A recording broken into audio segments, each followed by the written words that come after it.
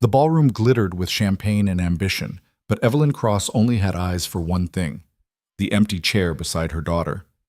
Lily sat at the corner table, 7 years old and utterly alone, her small hands folded in her lap while the world buzzed around her in a language she couldn't hear. Then a stranger crossed the room, dropped to one knee, and signed something that made Lily's face explode with light. Evelyn's chest tightened. She'd spent millions building an empire, but watching her daughter laugh with a man she'd never met, she realized the brutal truth. She'd failed at the one thing that actually mattered. If you're watching from anywhere in the world, drop your city in the comments below. I want to see how far this story travels, and if it hits you where it hurts, smash that like button. You're going to want to see how this ends. The Cascade Hotel didn't do subtlety. Crystal chandeliers the size of compact cars, marble floors polished to a mirror shine, waiters gliding through crowds with trays of hors d'oeuvres that cost more per bite than most people spent on lunch. Evelyn Cross stood near the bar, champagne flute in hand, smiling at a venture capitalist whose name she'd forget by morning. She wore confidence like armor, a black dress that cost 4 figures, heels that added 3 inches to her already imposing height, diamond earrings that caught the light every time she tilted her head. "The quarterly projections are conservative," she was saying, her voice smooth and controlled. "We're positioned to dominate the AI infrastructure market within 18 months. The venture capitalist, a silver-haired man named Richard something or other, nodded appreciatively. "I have to say, Evelyn, what you've built with CrossTech is remarkable, especially for someone so young." She was 34. Not that young. But she smiled anyway because that's what you did at these things. "Thank you, Richard. I'd love to continue this conversation over lunch next week. My assistant will reach out." "I look forward to it." He moved on, and Evelyn allowed herself exactly 3 seconds to drop the smile before the next person approached. Being the only woman founder in a room full of tech titans meant you never got to relax. Every conversation was a test. Every interaction was being evaluated. Show weakness, and they'd circle like sharks. She scanned the ballroom, taking mental inventory. Investors she needed to impress. Competitors she needed to intimidate. Journalists who might write something useful. And then, in the corner by the dessert table, a small figure in a blue dress that Evelyn had picked out herself 3 days ago. Lily. Her daughter sat alone at a table set for 8, the other 7 chairs conspicuously empty. The event planner had suggested seating Lily with other children, but there were no other children. This was a business gala, not a family picnic. Lily's nanny, Mrs. Chen, had called in sick at the last minute, and Evelyn's assistant had been too swamped to find a replacement. So Lily was here because leaving her home alone wasn't an option, and bringing her meant Evelyn could at least keep an eye on her. Except she wasn't keeping an eye on her. She was working the room. Evelyn felt a pang of something, guilt maybe, but pushed it down. Lily was fine. She had her tablet. She knew to stay seated. They talked about it in the car. Or rather, Evelyn had talked and Lily had nodded, her dark eyes watching her mother's lips form words she couldn't hear. "Ms. Cross?" Evelyn turned to find a tech reporter from Forbes hovering at her elbow. She painted the smile back on. "Yes?" "I was hoping to get a quote about the recent merger talks with Quantum Systems. Can you confirm or deny?" "I'm afraid I can't comment on rumors," Evelyn said smoothly. "But I will say that CrossTech is always exploring strategic partnerships that align with our vision." "So you're not denying it?" "I'm not confirming it either." She winked, which made him laugh, and then she excused herself because she'd spotted Marcus Webb, the CEO of a cybersecurity firm she'd been courting for months. The next hour passed in a blur of handshakes and power plays. Evelyn was good at this: the networking, the positioning, the careful dance of corporate politics. She'd built CrossTech from nothing, turning a garage startup into a company worth $500 million. She'd done it by being smarter, faster, and more ruthless than everyone else. No one handed you anything in this industry. You took it. By 9:30, her feet hurt and her face ached from smiling. She grabbed another champagne flute from a passing waiter and allowed herself a moment to breathe. The crowd had thinned slightly. Some people had moved to the outdoor terrace. Others clustered around the dessert table, gorging on miniature cheesecakes and chocolate truffles. And Lily, Evelyn's breath caught. Lily wasn't alone anymore. A man knelt beside her daughter's chair, his back to Evelyn. He wore a gray suit, slightly rumpled, like he'd been wearing it all day. His hands moved in quick, fluid gestures, and Lily was glowing. Her daughter's face had transformed. The blank, patient expression she always wore at events like this had been replaced by something radiant. She was signing back, her small hands flying, her eyes bright with excitement. She laughed, a sound Evelyn rarely heard, and the man laughed too, his shoulders shaking.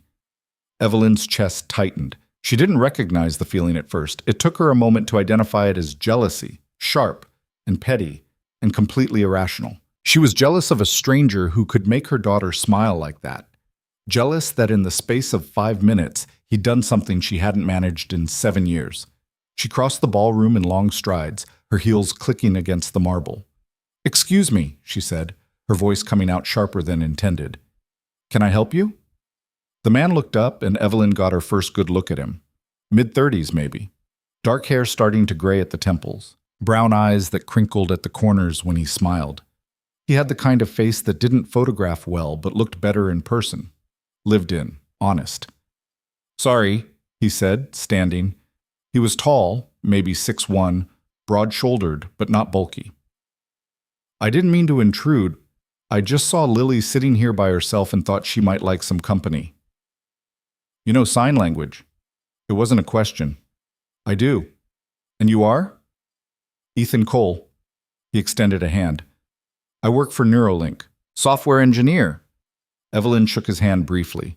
Neuralink was a competitor, though not a major one, mid-tier company, decent tech, nothing revolutionary. "And you just happened to decide to chat with my daughter?" "I saw her signing to herself," Ethan said, his tone mild but his eyes watchful. "Figured she could use someone to talk to." Lily tugged at Ethan's sleeve, her hands moving rapidly. Evelyn caught maybe one word in 5. "Friend? More? Something?" Ethan signed back, then turned to Evelyn. "She's asking if I can stay a little longer." "I think she's fine," Evelyn said. "Thank you for keeping her company, but I'm sure you have other people to network with." "Actually, I was just about to leave." He glanced at Lily, signed something quick, and her face fell. "But I told her I'd teach her a new sign before I go, if that's okay with you." It wasn't a question that Evelyn could reasonably say no to, not with Lily watching her with those big, hopeful eyes. So she forced a smile and nodded. "Of course." Ethan knelt again, and for the next 2 minutes, Evelyn stood there like an outsider at her own event while her daughter learned how to sign constellation. Lily's face lit up when she got it right, and Ethan gave her a high five that she returned with enthusiasm. "She's really smart," Ethan said, standing again. "You know that, right?" "Of course I know that," Evelyn said, bristling. "She's my daughter." "Right." He smiled, but it didn't reach his eyes. "Well, it was nice to meet you both. Take care, Lily." He signed something to Lily that made her giggle, then walked away, disappearing into the crowd. Evelyn stood there for a moment, feeling off balance. She looked down at Lily, who was already focused on her tablet again, the light from the screen reflecting in her glasses. "Ready to go home?" Evelyn signed, using the handful of signs she'd bothered to learn. "Home, car, now." Lily nodded without looking up. The drive home was silent, which was nothing new. Lily sat in the back seat, staring out the window at the city lights streaking past. Evelyn gripped the steering wheel tighter than necessary and tried not to replay the scene at the gala. She should have been celebrating. She'd landed 3 new investor meetings and gotten confirmation that the Forbes piece would run next month. Instead, she felt hollow. Their house sat on 2 acres in the hills, all glass and steel and architectural ambition. Evelyn had bought it 2 years ago, right after Crosstech's second funding round. It had a home gym, a wine cellar, a pool with an infinity edge. Lily's bedroom had an ensuite bathroom and a walk-in closet bigger than most studio apartments. "Go brush your teeth," Evelyn signed when they got inside. Brush. Teeth. Bed. Lily nodded and headed upstairs without argument. Evelyn poured herself a glass of wine and sat on the couch in the dark living room, staring at nothing. The house felt enormous and empty, which was absurd because she was used to the silence. She'd grown up in silence. Her parents had been the kind of people who believed children should be seen and not heard, and Evelyn had learned early how to make herself useful by staying out of the way. She'd never been lonely. She'd been focused. So why did tonight feel different? Her phone buzzed. A text from her assistant. Forbes wants to schedule the interview for Thursday. Works for you? Perfect, Evelyn typed back. Another buzz. This one from her VP of Engineering. Quantum deal is moving forward. Legal wants to meet Monday to go over terms. I'll be there. She should have felt triumphant. Instead, she felt tired. Upstairs, she found Lily already in bed, her tablet propped on her knees. Evelyn sat on the edge of the mattress and gently took it away. Time to sleep. Lily's hands moved. 5 more minutes? No, sleep now. Lily's face scrunched in frustration, but she didn't argue. She rarely did. She just accepted. Always so patient, always so compliant. It should have made things easier, but instead it made Evelyn feel like she was failing some test she didn't know she was taking. Good night, Evelyn signed, then leaned down to kiss Lily's forehead. Lily didn't kiss back. She just closed her eyes. Evelyn stood there for a moment, looking down at her daughter, this small, complicated person she'd brought into the world but didn't really know. Then she turned off the light and left. The next 3 days passed in the usual blur of meetings and emails and conference calls. Evelyn barely saw Lily, except in the mornings, when she dropped her off at school, and in the evenings when she picked her up. Their interactions followed a script. How was school? Good. Do you have homework? Yes. Did you eat? Yes. And then Lily would retreat to her room, and Evelyn would retreat to her home office, and the house would fill with the kind of silence that had nothing to do with sound. On Thursday night, Evelyn was working late when her phone buzzed with a notification from the school's parent portal. She almost ignored it, probably just another permission slip or fundraiser announcement, but something made her click through. Parent-teacher conference request. Lily Cross. Evelyn frowned. It was only October. Parent-teacher conferences weren't until November. She opened the message. Dear Ms. Cross, I'd like to schedule a meeting to discuss Lily's progress this semester. I have some concerns about her social development and would appreciate the opportunity to talk in person. Please let me know your availability. Best regards, Jessica Martinez, 2nd grade teacher. Concerns about social development. Evelyn read it twice, then checked her calendar. She had back-to-back meetings tomorrow, a lunch with investors on Monday, the quantum deal on Tuesday. She didn't have time for this. But she replied anyway. I can meet Friday at 4 p.m. The response came within minutes. Perfect. See you then. Lily's school was one of those progressive private institutions that cost $40,000 a year and prided itself on individualized learning paths and holistic development. The classrooms had beanbag chairs and standing desks. The cafeteria served organic, locally sourced meals. Every teacher had a master's degree and a reassuring smile. Evelyn arrived at 4:02, which counted as on time in her book. She found Jessica Martinez in a 2nd grade classroom decorated with alphabet posters and student artwork. Ms. Martinez was younger than Evelyn expected, maybe late 20s, with curly brown hair pulled into a ponytail and the kind of earnest expression that made Evelyn immediately tired. Ms. Cross, thank you so much for coming.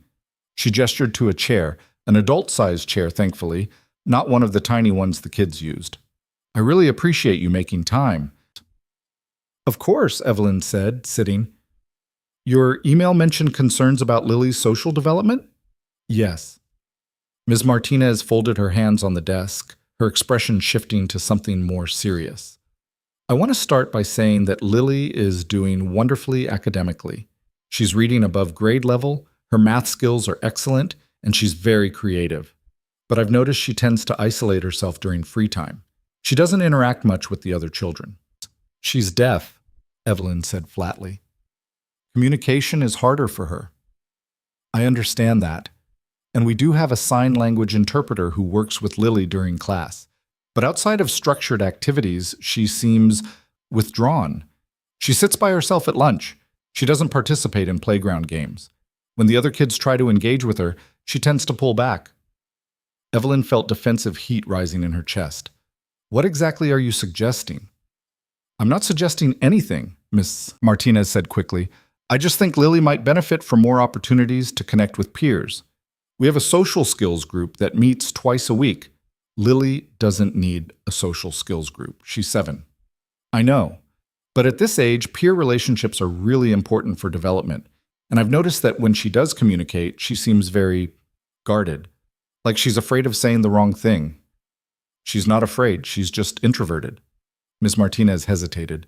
Ms. Cross, can I ask, how much time do you spend communicating with Lily at home? In sign language, I mean. The question hit like a slap. Evelyn stiffened. Enough. I'm not judging. I'm just trying to understand her situation, because when I asked Lily who she talks to most, she mentioned her interpreter here at school and someone named Ethan. Evelyn's stomach dropped.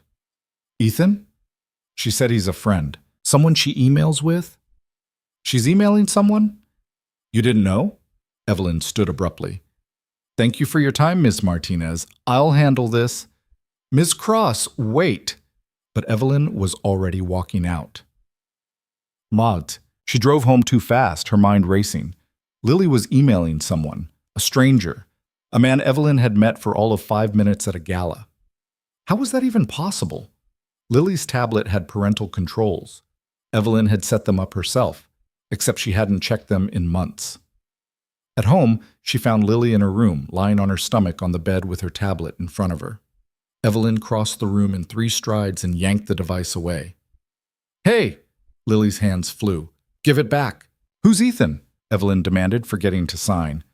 Lily's face went pale. Her hands moved hesitantly. Friend. Where did you meet him? The party. And you've been emailing him? Lily nodded, her eyes wide and frightened. Evelyn unlocked the tablet with shaking fingers and opened the email app. There were dozens of messages going back 3 days. She opened the most recent one. Hey Lily, how was school today? Did you finish that drawing of the solar system? I bet it looks awesome. My son Noah is working on a science project about Mars. Maybe you two could compare notes sometime. Ethan. And Lily's response? School was okay. I finished the drawing. Mrs. Martinez said it was good. I don't have friends to show it to. Do you think Noah would want to see it? Evelyn's chest tightened. She scrolled up, reading message after message. Ethan asking about Lily's day. Lily telling him about school, about books she was reading, about the frustration of not understanding what other kids were saying when they didn't face her. Ethan responding with patience and humor and the kind of attention that Evelyn should have been giving her daughter all along. In one message, Lily had written, My mom doesn't sign much. I think she's too busy. It's okay. I'm used to it. Evelyn's vision blurred. Why didn't you tell me? She signed, her hands jerky and unpracticed. You didn't ask, Lily signed back.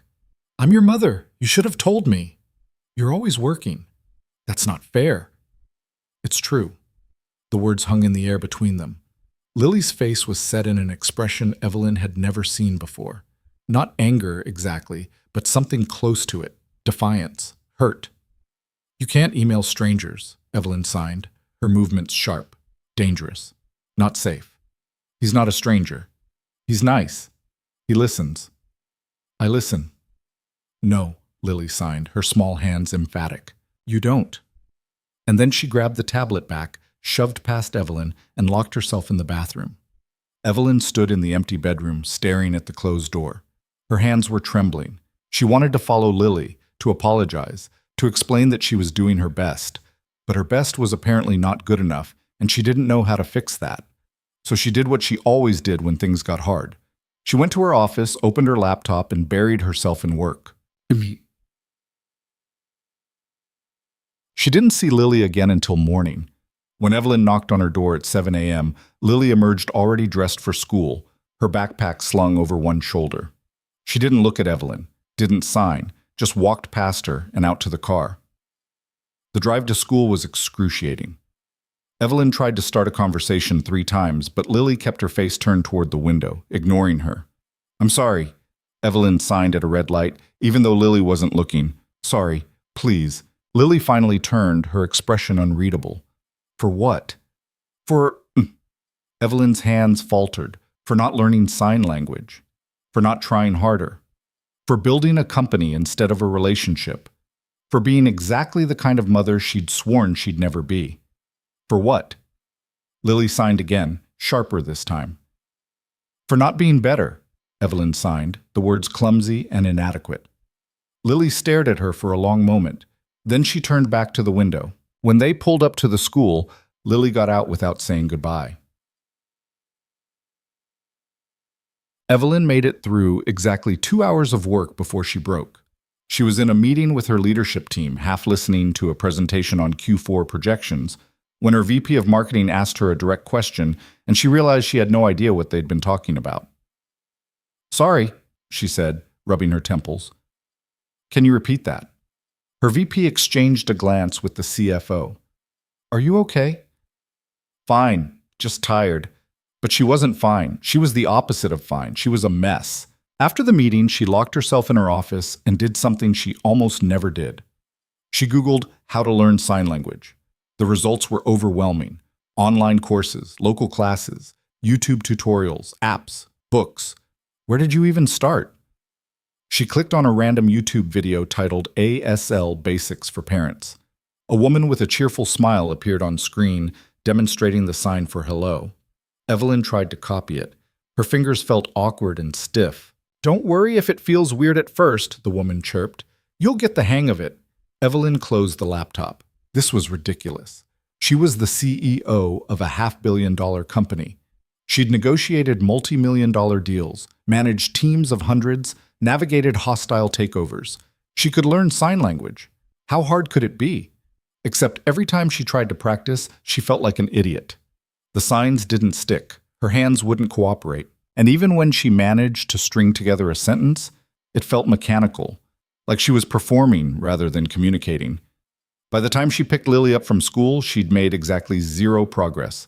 Lily got in the car without a word, her face a mask of polite indifference. Evelyn's heart sank. "How was school?" she signed. "Fine," Lily signed back, not looking at her. "Do you want to get ice cream?" "No." "Do you want to talk?" "No." They drove home in silence. Yeah. That night, after Lily had gone to bed, Evelyn sat in her office with a glass of wine and Lily's tablet in front of her. She'd promised herself she wouldn't read any more of the emails. It felt like an invasion of privacy. But she couldn't help it. She opened the message thread and scrolled to the beginning. The first email was from Ethan, sent the day after the gala. "Hi, Lily. It was really great to meet you last night. I had a lot of fun talking with you. If you ever want to chat, my email is ethan.cole.007@gmail.com. No pressure, just thought I'd offer. Your friend, Ethan." And Lily's response, sent the same day. "Hi, Ethan. Thank you for talking to me. Nobody talks to me at parties. My mom is always busy. Do you have kids?" "Lily." Evelyn's throat tightened. She kept reading. Ethan had told Lily about his son, Noah, who was 9 and loved science and also knew sign language. Lily had asked why Noah knew how to sign, and Ethan had explained that Noah's mother, Ethan's late wife, had been deaf, that they'd lost her 3 years ago to cancer. "I'm sorry your wife died," Lily had written. "That's really sad. Does Noah miss her?" "Every day," Ethan had replied. "But we're doing okay. We talk about her a lot, which helps. And Noah knows she'd be proud of the person he's becoming. My mom doesn't talk to me much," Lily had written. "I think she wishes I wasn't deaf. She never learned sign language. I think maybe it makes her sad." "Have you asked her about it?" Ethan had asked. "No, she's too busy." Evelyn set the tablet down and covered her face with her hands. She'd failed. Spectacularly, completely, catastrophically failed. And the worst part was, she hadn't even realized it until a stranger pointed it out. She thought about all the times she'd told herself she was doing the right thing, working hard to provide for Lily, making sure she had the best schools, the best resources, the best opportunities. But what Lily needed wasn't resources. It was connection. And Evelyn had been too proud, too scared, too stubborn to give it to her. She picked up her phone and, before she could talk herself out of it, typed Ethan's email into a new message. "Mr. Cole, this is Evelyn Cross, Lily's mother. I need to talk to you. Can we meet?" She hit send before she could second-guess herself. The reply came 10 minutes later. "Sure. When and where?" Evelyn stared at the message for a long time before typing back. "Tomorrow. 10 a.m. There's a coffee shop on 5th Street called The Grind. Do you know it? I'll be there." Evelyn set the phone down and exhaled slowly. She had no idea what she was going to say to him, no idea how to fix any of this, but for the first time in a long time, she was willing to try. The Grind was the kind of coffee shop that tried too hard to be quirky. Exposed brick walls covered with local art that nobody wanted to buy, mismatched furniture that looked salvaged from estate sales, a chalkboard menu written in unnecessarily elaborate cursive. Evelyn arrived 15 minutes early because she always arrived early. But Ethan was already there, sitting at a corner table with 2 cups of coffee in front of him. He stood when he saw her, a gesture that felt old-fashioned and oddly disarming. "Miss Cross, Evelyn is fine." She sat across from him, eyeing the coffee cups. "You didn't know what I drink." "I took a guess. Black, no sugar. You seem like the type." He wasn't wrong, which annoyed her. She took a sip. It was good coffee, better than the swill they served at her office. "Thank you for meeting me." "Of course." He settled back in his chair, watching her with an expression that was polite but guarded. He knew why she was here. "I assume this is about the emails." "You've been talking to my daughter for almost a week." "She reached out to me first," Ethan said. "I gave her my email at the Gala, but I didn't push it. I figured if she wanted to talk, she would." "She's 7. I'm aware." "So you understand why this is inappropriate?" Ethan's jaw tightened, but his voice stayed calm. "I understand why you might see it that way. But I wasn't trying to be inappropriate. I was trying to be kind." "By going behind my back?" "I didn't go behind your back. Lily emailed me. I responded. I never suggested keeping it secret from you." Evelyn set her cup down harder than necessary. "You don't get to decide what's appropriate for my daughter. You're a stranger. And yet I'm the one she's talking to." The words were soft but landed like a punch. Ethan leaned forward, his expression shifting from polite to direct. "Look, I'm not trying to overstep, but Lily needed someone to listen to her and you weren't doing it. So yeah, I stepped in. You don't know anything about my relationship with my daughter. I know what she tells me, and what she tells me is that you don't sign, that you're always working, that she spends most of her time alone." Evelyn's hands clenched under the table. "I provide everything she needs, except the one thing that actually matters, which is you." Ethan sat back, his expression softening slightly. "She doesn't need a bigger house or a better school or more stuff. She needs a mother who can talk to her. Actually talk, not just issue instructions." The silence stretched between them, thick and uncomfortable. Evelyn wanted to argue, to defend herself, to list all the ways she'd sacrificed for Lily. But the words stuck in her throat because somewhere, deep down, she knew he was right. "I'm trying," she said finally, hating how small her voice sounded. "I've been trying." "Have you?" Ethan's tone wasn't cruel, just honest. "Because from where I'm sitting, it looks like you've been avoiding it. I don't know how to sign. So learn." "It's not that simple." "Why not?" Evelyn opened her mouth, then closed it. Why wasn't it simple? She'd learned Mandarin for a business deal in Beijing. She'd taught herself to code so she could understand her engineering team. She'd mastered contract law, financial modeling, public speaking. So why couldn't she learn sign language? "I don't have time," she said. And even as she said it, she knew how pathetic it sounded. Ethan didn't call her on it. He just watched her, waiting. "When my daughter was born," Evelyn said slowly, "the doctors told me she was deaf. And I remember thinking, okay, we'll fix this. Cochlear implants, speech therapy, whatever it took. I researched everything. I made appointments with the best specialists. I was ready to do whatever was necessary. But you couldn't fix it." "No, I mean, we tried implants, but they didn't work well for her. The doctors said her hearing loss was too profound. So then it was all about speech therapy and lip reading and making sure she could function in a hearing world." Evelyn paused, staring into her coffee. "I convinced myself that if I just worked hard enough, made enough money, I could give her every advantage. The best schools, the best resources. I could make her life easier. But you never learned to sign." "No." "Why?" Evelyn's throat tightened. "Because if I learned to sign, I'd be admitting that she was different, that she wasn't going to be the daughter I'd imagined, and I wasn't ready to admit that." The confession hung in the air between them. Ethan didn't respond right away. He just nodded slowly, like he understood something she hadn't fully realized herself. My wife was deaf, he said finally. Sarah, we met in college. She was studying architecture. I was doing computer science. We had a class together, and I spent the whole semester trying to work up the courage to talk to her. Did you know sign language then? No, I learned because of her. Took a class, practiced every day, made a complete fool of myself trying to flirt in ASL. He smiled at the memory. But it was worth it. We got married right after graduation. Had Noah 2 years later. And she taught him to sign. From day one. She was adamant about it. Said she wanted him to grow up bilingual, able to move between both worlds. And he did. By the time he was 3, he was fluent. Ethan's expression darkened. When Sarah got sick, we tried everything. Chemo, radiation, experimental treatments. Nothing worked. She died when Noah was 6. I'm sorry. Me too. He took a sip of his coffee. But before she died, she made me promise something. She made me promise that I wouldn't let Noah forget her language, that I'd keep signing with him, keep that connection alive. And have you? Every day. Even when it hurts.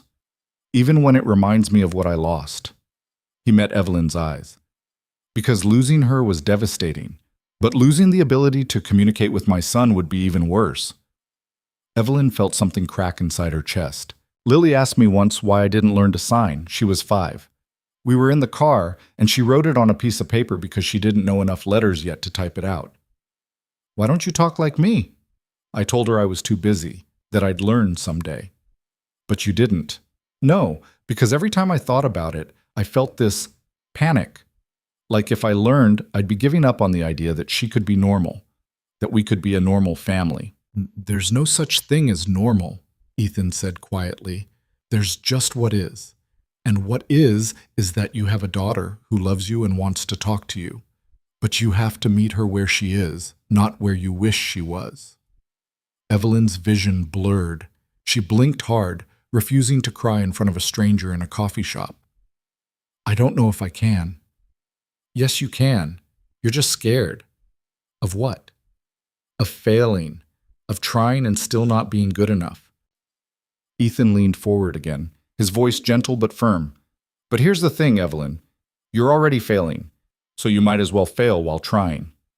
The words should have stung, but instead they felt like relief, like someone had finally said out loud what she'd been too afraid to admit. How do I start? She asked.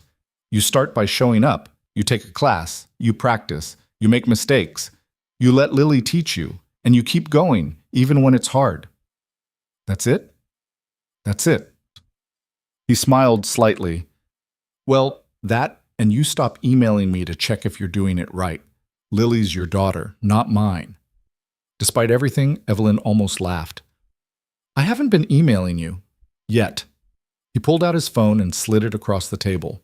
There was a contact screen open with his number. But when you do, here's my number. For emergencies. Or if you need advice. Or if you just want to tell me I was right. Evelyn saved the number, then slid the phone back. I'm not going to tell you you were right. We'll see. They sat in silence for a moment, the noise of the coffee shop filling the space between them. Someone's espresso machine hissed. A barista called out an order. Outside, rain had started to fall, streaking the windows. Can I ask you something? Evelyn said. Sure. Why did you email Lily back? You didn't know me. You had no obligation to get involved. Ethan considered the question. Because when I saw her at that gala, sitting alone while everyone around her talked and laughed and completely ignored her, I saw my wife. Sarah used to say that being deaf wasn't the hard part. The hard part was being invisible, being in a room full of people and having no one see you. He paused. Lily looked invisible that night, and I couldn't just walk away from that. Evelyn's throat ached. Thank you for seeing her. Don't thank me. Just do better. She nodded, knowing she deserved that, knowing she had no right to feel defensive. I will. Good. Ethan stood, pulling on his jacket. I should get going. I'm picking Noah up from school. Wait. Evelyn stood too. Could you help me? Not with Lily, just with learning. I know there are classes, but having someone who actually knows what they're doing. Ethan hesitated, and for a moment she thought he'd say no. Then he nodded.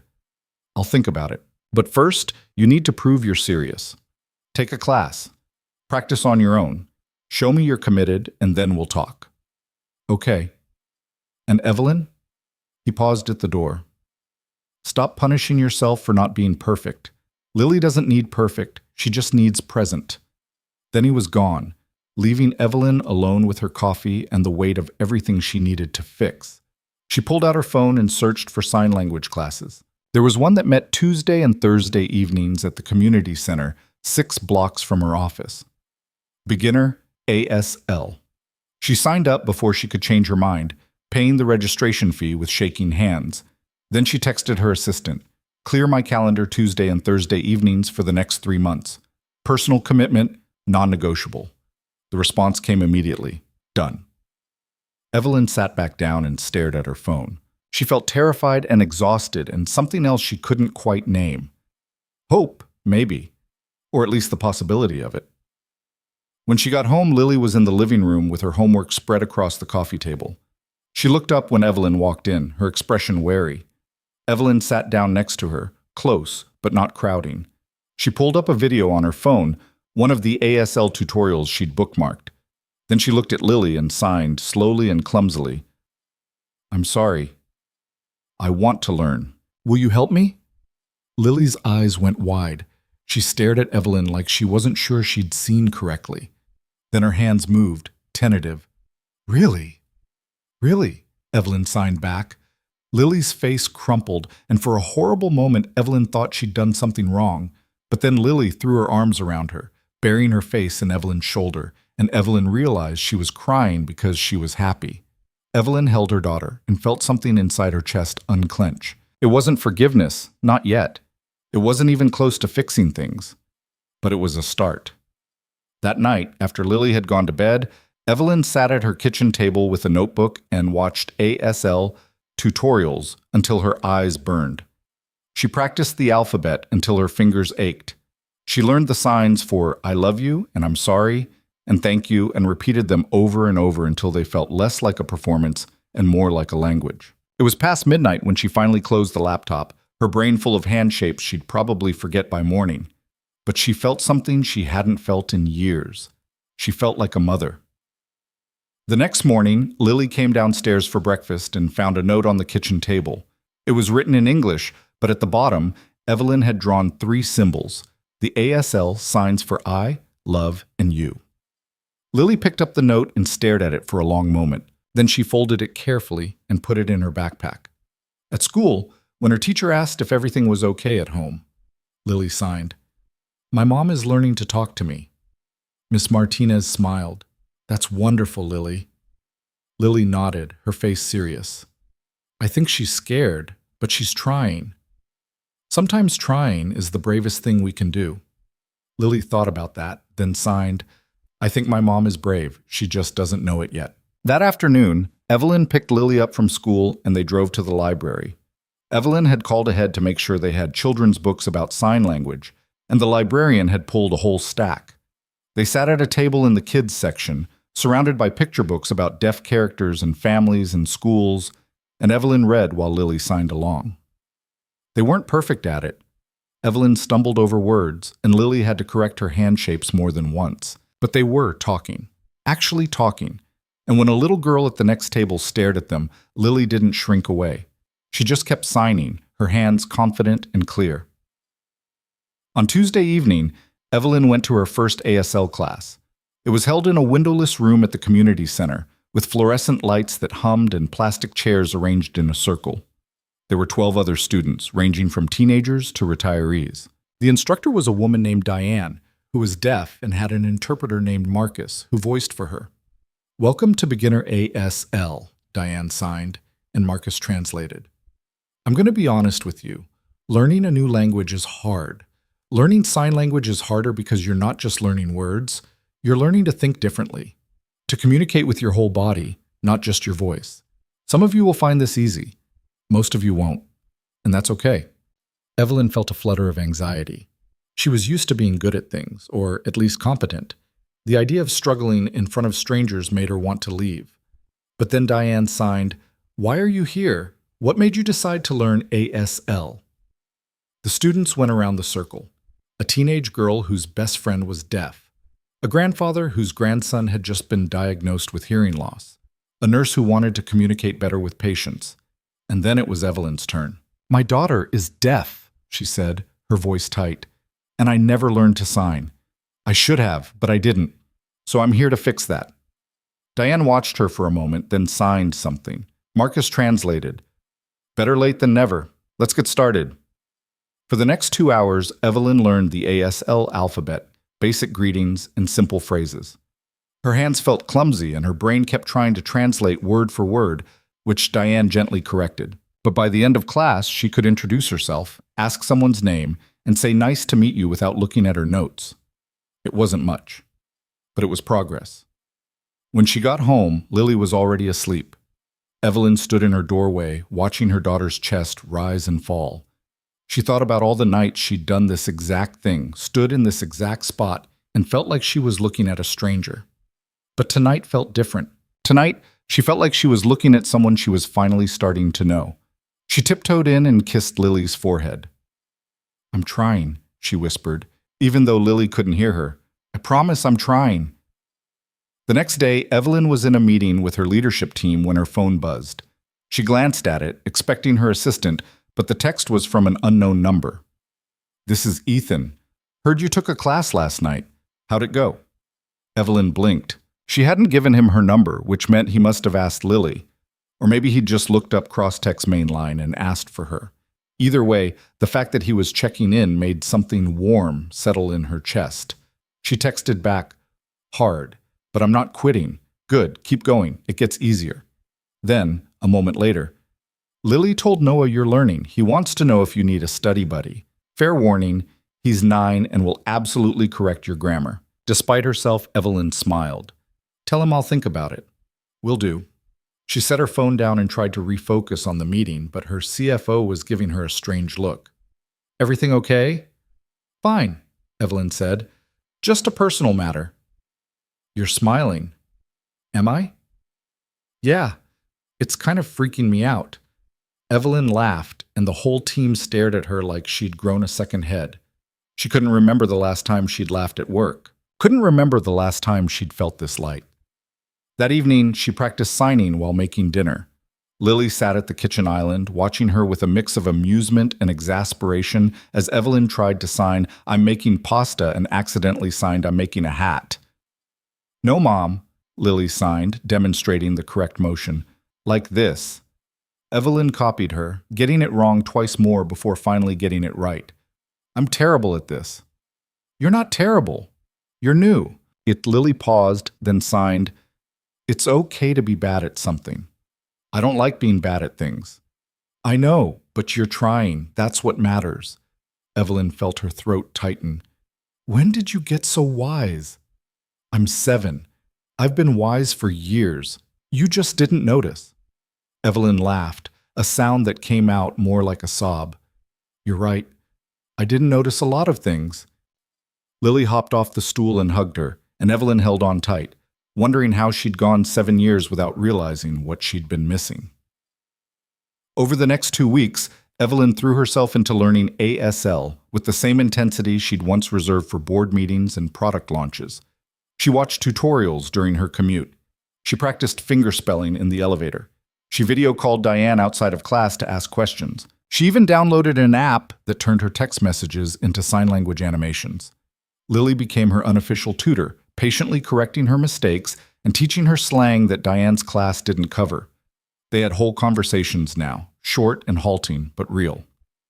Evelyn learned to ask about Lily's day and actually understand the answer. Lily learned that her mother was trying, really trying, and that mattered more than being perfect. But it wasn't easy. There were nights when Evelyn wanted to quit, when her brain felt too full and her hands hurt, and she couldn't remember if the sign she'd just done meant confused or chicken. There were moments when she caught herself slipping back into old habits, issuing instructions instead of asking questions, defaulting to English instead of signing. And there were still gaps, huge chasms of things she didn't know how to say. How to comfort Lily when she was sad. How to celebrate when she was proud. How to explain the complicated, messy love she felt, but had never known how to express. 2 weeks after that first coffee shop meeting, Evelyn texted Ethan. I'm ready. If your offer still stands, I could use some help. His response came within minutes. Saturday afternoon, Riverside Park. Bring Lily. Why Lily? Because this isn't just about you learning, it's about you two connecting, and she's a better teacher than I'll ever be. Evelyn stared at the message, then typed, Okay, see you at 2. Saturday was one of those crisp autumn days that felt stolen from summer, all blue skies and golden light. Evelyn and Lily arrived at Riverside Park to find Ethan and Noah already there, tossing a frisbee near the playground. Noah was tall for 9, with his father's dark hair and a gap-toothed grin. When he saw Lily, he waved enthusiastically and signed something too fast for Evelyn to catch. Lily lit up and signed back, and then the two of them were off, running toward the swings. Ethan walked over, hands in his pockets. She's doing better. She's talking more, Evelyn agreed. At least I think she is. I still miss half of what she says. That'll get easier. The more you practice, the faster you'll pick it up. He gestured toward a bench. Come on, let's start with conversation practice. For the next hour, Evelyn and Ethan sat on that bench while their kids played, and Evelyn practiced signing about mundane things. The weather, her week at work, a book she was reading. It felt awkward at first, like trying to speak with her mouth full, but Ethan was patient. He corrected her gently, demonstrated when she got stuck, and didn't laugh when she accidentally signed, I love meetings instead of I hate meetings. You're getting better, he said after she successfully signed a whole paragraph about a disastrous client call. I'm making fewer mistakes, maybe, but I still feel like I'm translating in my head instead of just thinking in sign. That's normal. It takes time for it to feel natural. Evelyn watched Lily and Noah on the swings, signing to each other between bursts of laughter. She looks happy. She is happy. You're giving her what she needed. I'm trying. I know. Ethan followed her gaze. You know what Sarah used to say? She said the hearing world spends so much time trying to fix deaf people that they forget to just listen to them. Stop trying to make them fit into your world and start meeting them in theirs. I spent 7 years trying to fix Lily, Evelyn said quietly, trying to make her more like me, and I almost lost her because of it. But you didn't. You're still here. You're still trying. Is it enough? Ask her. Evelyn looked at him, startled. What? Ask Lily if what you're doing is enough. Stop asking me. Stop asking yourself. Ask her. It was such a simple idea, but it hadn't occurred to Evelyn. She'd been so focused on whether she was doing things right that she hadn't thought to ask Lily how she felt about it. That night, after they'd gotten home and eaten dinner and Lily was getting ready for bed, Evelyn sat on the edge of her mattress and signed, Can I ask you something? Lily nodded, her hairbrush paused mid-stroke. Am I doing okay? With learning? With us? Lily set the brush down and thought for a moment. Then she signed, You're doing good. Not perfect, but good. What can I do better? Just keep trying, and maybe don't sign chicken when you mean confused. Lily grinned. Evelyn laughed. I'll work on that. Mom? Yeah? I'm proud of you. The words hit Evelyn like a freight train. Her eyes burned and her throat closed up, and she couldn't sign anything back because her hands were shaking too hard. So she just pulled Lily into a hug and held on, and Lily hugged back. And for the first time in 7 years, Evelyn felt like she was exactly where she was supposed to be. The following Tuesday, Evelyn was 20 minutes into her ASL class when her phone vibrated in her bag. She ignored it. Diane was in the middle of teaching directional verbs, and Evelyn was already struggling to keep up. But then it vibrated again. And again. During the break, she checked her messages. 3 texts from her assistant, each more urgent than the last. Marcus Webb is threatening to pull out of the partnership. He wants to meet tomorrow morning. His team is saying we misrepresented our capabilities. Call me ASAP. Evelyn's stomach dropped. Marcus Webb ran one of the biggest cybersecurity firms in the country, and his partnership with Crosstech was supposed to be announced next month. If he pulled out now, it would tank their Q4 projections and make them look incompetent in front of every investor who'd been promised a major deal. She stepped into the hallway and called her assistant. What happened? I don't know all the details. Something about the integration timeline. Marcus's CTO is saying we promised 6 months, and now we're saying 12. We never promised 6 months. That was never on the table. I'm just telling you what they're saying. Marcus wants to meet tomorrow at 8, in person. Evelyn closed her eyes. 8 in the morning meant she'd have to skip taking Lily to school. It meant canceling the breakfast meeting she'd scheduled with her engineering lead. It meant rearranging her entire day for a problem that shouldn't exist. Fine, set it up. I'll be there. Already done. Conference room B. Evelyn hung up and leaned against the wall. Through the door, she could hear Diane starting the second half of class. She should go back in. She was paying for this class. She'd made a commitment, but Marcus Webb could destroy everything she'd built with one press release. She couldn't afford to mess this up. She texted Diane's interpreter. Family emergency. Have to leave early. Sorry. Then she grabbed her bag and left. At home, she found Lily asleep on the couch with her tablet balanced on her chest, playing some video about constellations. Evelyn turned it off and gently shook her daughter's shoulder. Lily's eyes fluttered open, confused and sleepy. Bedtime, Evelyn signed. Lily sat up, rubbing her eyes. You're home early. Work thing. Come on, let's get you upstairs. What about class? I'll make it up next week. Lily's face fell, but she didn't argue. She just trudged upstairs, and Evelyn felt the guilt settle in her chest like a stone. The meeting with Marcus Webb was exactly as bad as Evelyn had feared. He showed up with his CTO and his head of legal, and they spent 90 minutes picking apart every detail of the partnership agreement. The timeline issue turned out to be a miscommunication between his team and hers, but Marcus didn't care. He wanted guarantees that Crosstech could deliver, and he wanted them in writing. I need to know I'm not making a mistake here, Marcus said, his arms crossed. Because if this blows up in my face, it's not just bad for business, it's humiliating. We've never failed to deliver on a commitment, Evelyn said, keeping her voice steady even though she wanted to throw something. Not once in 5 years. There's a first time for everything. By the time they hammered out a revised agreement, it was past noon. Evelyn's head pounded and her stomach was empty, and she'd missed 3 calls from Lily's school. She called back on the drive to the office. Miss Cross, this is Jessica Martinez. I just wanted to check in about Lily. Evelyn's grip tightened on the steering wheel. Is she okay? She's fine physically, but she's been very withdrawn today. She wouldn't participate in group activities, and during lunch, she sat by herself. When I asked if something was wrong, she said her mom didn't have time for her anymore. The words felt like a slap. That's not true. I'm just telling you what she said. I had an emergency at work. I'm handling it. I understand, but Lily doesn't.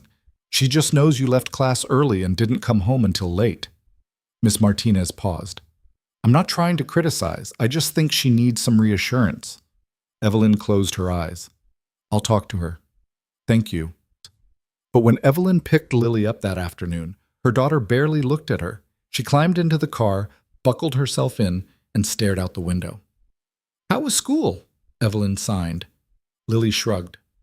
Miss Martinez said you had a rough day. Another shrug. Lily, talk to me. You left class, Lily signed, her movements sharp and angry. I had a work emergency. You always have work emergencies. That's not fair. It's true. Lily turned to face her, and her eyes were bright with tears. You said you were trying. You said you wanted to learn, but you're still picking work over me. That's not what happened. Then what happened? Evelyn wanted to explain about Marcus Webb, about the partnership, about how if she didn't fix this, the company could be in serious trouble. But looking at Lily's face, she realized her daughter didn't care about any of that. She just cared that her mother had made a promise and broken it. You're right, Evelyn signed slowly. I messed up. I'm sorry. Lily wiped her eyes. Are you going to keep messing up? Probably. I'm not perfect. I don't need you to be perfect. I just need you to show up. The drive home was silent, but it was a different kind of silence than before. Not comfortable exactly, but not hostile either. Just sad. That night, Evelyn worked from home instead of going to the office. She sat at the kitchen table with her laptop while Lily did homework at the other end, and every 20 minutes or so, one of them would look up and sign something, small things. Want a snack? What are you working on? This math problem is stupid. It wasn't much, but it was something. At 8 o'clock, Evelyn's phone rang. Ethan's name flashed on the screen. She answered, stepping into the hallway. Hey, everything okay? Diane told me you left class early last night. His tone was neutral, but she could hear the question underneath. Work emergency. It couldn't wait. There's always going to be a work emergency, Evelyn. I know that. Do you? Because from where I'm standing, it looks like you're falling back into old patterns. Evelyn's jaw tightened. You don't know what you're talking about. Don't I? You made a commitment to that class, to Lily. And the first time something else came up, you bailed.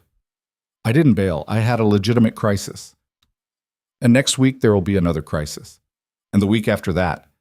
There's always going to be something more urgent than learning to talk to your daughter. He paused. The question is, are you going to let that be your excuse? I'm not making excuses. Then prove it. Show up next week, and the week after, and the week after that, even when it's hard, even when there's a fire to put out at work. Show up anyway. Evelyn wanted to argue, to defend herself, to hang up on him for being self-righteous and judgmental. But she couldn't because he was right. I'll be there, she said quietly. Good. Ethan? Yeah? Why do you care so much? You barely know us. There was a long silence, then, because I know what it's like to lose someone, and I know what it's like to have regrets. And I don't want you to have the same ones I do. What do you mean? Sarah was sick for 2 years before she died, and for the first year, I kept telling myself she'd get better, that we had time. So I worked late, took on extra projects, convinced myself I was doing it for her, to save money for treatments. But really, I was just avoiding the reality that I was losing her. His voice cracked slightly. By the time I stopped working and started being present, we only had 6 months left, and I'll never forgive myself for wasting that year. Evelyn's throat tightened. I'm sorry. Don't be sorry. Just don't make the same mistake. After he hung up, Evelyn stood in the hallway for a long time, staring at nothing. Then she went back to the kitchen and closed her laptop. I'm done working for the night, she signed to Lily. Want to watch a movie? Lily looked suspicious. Really? Really? They ended up on the couch with a bowl of popcorn between them, watching some animated movie about a girl who could talk to animals. Evelyn didn't follow most of the plot because she was too busy practicing her fingerspelling on every sign that popped up on screen. But Lily seemed happy, and that was enough. The next Saturday, they met Ethan and Noah at the library. It was a different location this time, a big central branch with high ceilings and rows of computers, and a children's section filled with bright colors and tiny chairs. Ethan had suggested they practice in public spaces, places where Lily and Noah could interact naturally while the adults worked on conversation skills. How was your week? Ethan signed when they'd settled at a table near the fiction section. Evelyn signed back. Stressful, but I made it to class Thursday. Good. You stick with it? The whole time, even though my VP called twice about a server issue. Did you answer? No. Ethan smiled. Progress. They worked on more complex conversations that afternoon, moving beyond basic pleasantries into actual discussion. Evelyn told him about the Marcus Webb situation, signing her frustration with the legal team and her anxiety about whether the deal would hold. Ethan told her about a project at work that was falling apart because his manager kept changing the requirements. It felt strange, having this kind of conversation in sign language. Strange, but good, like she was learning to think differently, to express herself in a way that wasn't just about words, but about movement and space and expression. At one point, she messed up a sign and accidentally told Ethan that his manager was a beautiful swan instead of a stubborn fool. He burst out laughing, and Lily and Noah looked over from the kids' section where they'd been reading. What's funny? Lily signed. Your mom called my boss a swan, Ethan signed back. Noah doubled over, his shoulders shaking with silent laughter. Lily grinned and signed something too fast for Evelyn to catch, but it made Noah laugh even harder. What did she say? Evelyn asked. She said you're getting better, but you still sign like a baby deer trying to walk. Despite herself, Evelyn laughed. She's not wrong. After the library, the four of them got ice cream at a shop down the street. It was one of those old-fashioned places with checkered floors and a long counter, and the teenager behind the register looked completely lost when Noah started signing his order. Ethan stepped in smoothly, voicing while Noah signed, and the transaction went off without a hitch. They sat outside at a metal table, even though it was chilly and Evelyn's fingers were going numb. Noah and Lily were having an animated conversation about their favorite ice cream flavors, their hands flying so fast that Evelyn could only catch about half of it. "They're good together," Ethan said, watching them. "Yeah, Lily needs friends like him. Noah needs friends like her too. Most of his classmates know some sign, but they don't really use it unless they have to. With Lily, he can just be himself." Evelyn took a bite of her ice cream, thinking, "Can I ask you something personal?" "Sure." "How did you do it? After Sarah died, how did you keep going?" Ethan was quiet for a moment, his expression distant. "Honestly, I didn't at first. For about 6 months, I was a mess, barely functioning. My sister moved in to help with Noah because I couldn't get out of bed most days." He paused. "But then one morning, Noah came into my room and signed, 'Dad, I miss Mom, but I still need you.' And I realized I had a choice. I could keep drowning, or I could figure out how to swim." "So you figured out how to swim?" "Sort of. I went to therapy, started exercising again, got back to work, and most importantly, I started really showing up for Noah. Not just physically, but emotionally." He looked at her. "The thing is, grief doesn't go away. You don't get over it. You just learn to carry it differently." "That sounds exhausting." "It is, but it's also worth it." He gestured to Noah, who was now teaching Lily some complicated hand game. "Because look at him. He's happy. He's healthy. He knows he's loved. And yeah, he misses his mom every single day, but he's okay." Evelyn watched Lily laugh at something Noah signed, her whole face lit up with joy. "I want that for Lily. I want her to feel loved." "Then keep showing up. That's all you have to do." It sounded so simple, but simple didn't mean easy. Over the next few weeks, Evelyn fell into a new rhythm. Work was still demanding, still all-consuming at times, but she forced herself to set boundaries. No work after 7 on weeknights. No emails during meals. And Tuesday and Thursday evenings were sacred, reserved for ASL class, no matter what crisis emerged at the office. Her team noticed the change. Her assistant started scheduling meetings around her class times without being asked. Her VP of engineering stopped texting her after hours. And when the board asked for an emergency meeting on a Thursday night, Evelyn said no for the first time in her career. "Is everything okay?" one of the board members asked, sounding genuinely concerned. "Everything's fine. I just have a prior commitment." "Can't you reschedule?" "No." There was a pause, then, "All right, we'll move it to Friday morning." Evelyn hung up and felt a surge of something she hadn't felt in years. Pride. Not in closing a deal or landing a client, but in choosing her daughter over her job. At home, things were changing too. Slowly, imperfectly, but unmistakably. Lily started coming to her with questions instead of retreating to her room. They had actual conversations at dinner, not just the scripted exchanges that used to pass for communication. And one night, Lily asked if they could cook together, and Evelyn said yes, even though she had a deck to review and emails piling up. They made spaghetti, which turned into a disaster because Evelyn forgot to salt the water and Lily added too much garlic. But they were laughing by the end of it, covered in flour and tomato sauce, and completely unconcerned about the mess. "This is terrible," Evelyn signed, taking a bite of the overly garlicky pasta. "I know," Lily signed back, grinning, "but we made it together." "That's true. Can we do this again?" "Definitely, maybe with a recipe next time." Lily laughed, and Evelyn felt something settle in her chest. Not happiness, exactly, but something close. Contentment, maybe. Or at least the beginning of it. But not everything was smooth. There were still hard days, days when Evelyn's old instincts kicked in and she prioritized work over everything else. Days when she snapped at Lily for interrupting a call, or forgot to sign and just spoke English, or got frustrated when she couldn't remember a sign she'd learned 3 times already. And there were days when Lily pulled back, when the progress they'd made seemed to evaporate, and her daughter retreated into that quiet, patient shell she'd lived in for so long. One night in early November, Evelyn came home to find Lily crying in her room. Not loud, dramatic sobs, but quiet tears that she was clearly trying to hide. "What's wrong?" Evelyn signed, sitting on the bed. Lily shook her head. "Nothing."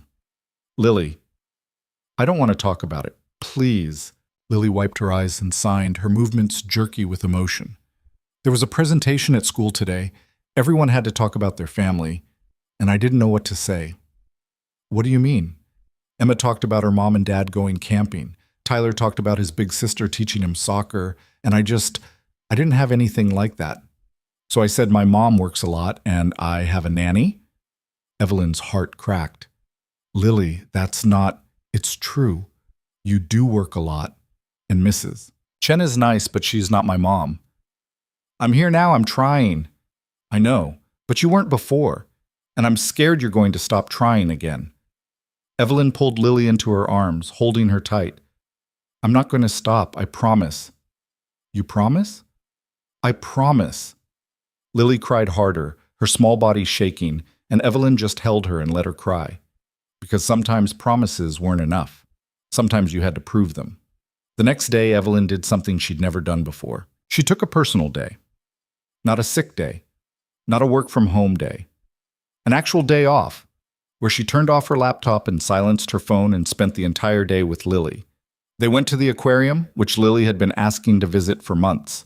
They watched the penguin feeding and touched starfish in the tide pool exhibit and ate overpriced pizza in the cafeteria. Evelyn signed the whole time, narrating everything they saw, and Lily signed back, telling her facts about jellyfish and seahorses that she'd learned from documentaries. At one point, they were standing in front of the big tank with the sharks, and Lily turned to Evelyn and signed, "This is the best day ever." Evelyn felt tears prick her eyes. Really? Really. Because you're here. Just you and me. I should have done this a long time ago. You're doing it now. That's what matters. They stayed until closing, and on the drive home, Lily fell asleep in the back seat with a stuffed otter clutched to her chest. Evelyn glanced at her in the rearview mirror and felt something shift inside her. A letting go of the guilt, maybe. Or at least a recognition that she couldn't change the past, but she could shape the future. That weekend, they went back to the library to meet Ethan and Noah. But this time, Evelyn had a request. I want to talk to you about something, she signed to Ethan once the kids had run off to the graphic novel section. Okay. I've been thinking about what you said about regrets, about showing up. She paused, searching for the right words. And I realized I don't just want to learn sign language. I want to understand Lily's world. Really understand it. What do you mean? I mean, I've been so focused on making her fit into my life that I never stopped to think about what her life is like. What it feels like to be deaf in a hearing world. What she needs from me that I haven't been giving her. Ethan nodded slowly. That's a good realization. But I don't know how to do it. How do I understand something I've never experienced? You ask, you listen, and you stop making assumptions. He leaned forward. You know what Sarah used to tell me? She said hearing people always assume being deaf is about what you can't do, what you can't hear, what you can't experience. But for her, it was just a different way of being in the world. Not better or worse, just different. But Lily is growing up in a world that's not built for her, that has to be hard. Of course it's hard, but hard doesn't mean broken. Lily's not broken, Evelyn. She's just different from you, and that's okay. Evelyn felt something click into place. You're right. I've been treating her deafness like a problem to solve instead of just part of who she is. Yeah. I need to stop doing that. Yeah. They sat in silence for a moment, watching Lily and Noah through the shelves. The two kids were deep in conversation, their hands flying as they debated something with intense seriousness. She looks happy, Evelyn said. She is happy, because you're trying, because you're here. I'm terrified I'm going to screw this up. You will, probably multiple times. Ethan smiled slightly. But as long as you keep showing up, keep trying, keep learning, you'll be okay. How do you know? Because I screwed up with Noah 100 times after Sarah died. Still do, honestly. But he knows I love him. He knows I'm trying, and that's enough. Evelyn took a breath. I want to tell you something I've never told anyone. Okay? When Lily was born and the doctors told me she was deaf, my first thought wasn't sadness or worry. It was anger. She paused, the confession bitter on her tongue. I was angry at her, at this tiny, innocent baby, because she wasn't the daughter I'd imagined, because she was going to make my life harder. That's a pretty human reaction. It's awful. It's honest. Ethan met her eyes. The question is, do you still feel that way? No, I don't know. Sometimes I look at her and I feel so much love it hurts. And other times I feel this panic, like I'm never going to be good enough for her, like I'm always going to be one step behind. Then stay one step behind, but keep walking. Evelyn laughed, a sound that came out wet and broken. You're annoyingly wise, you know that? I have my moments.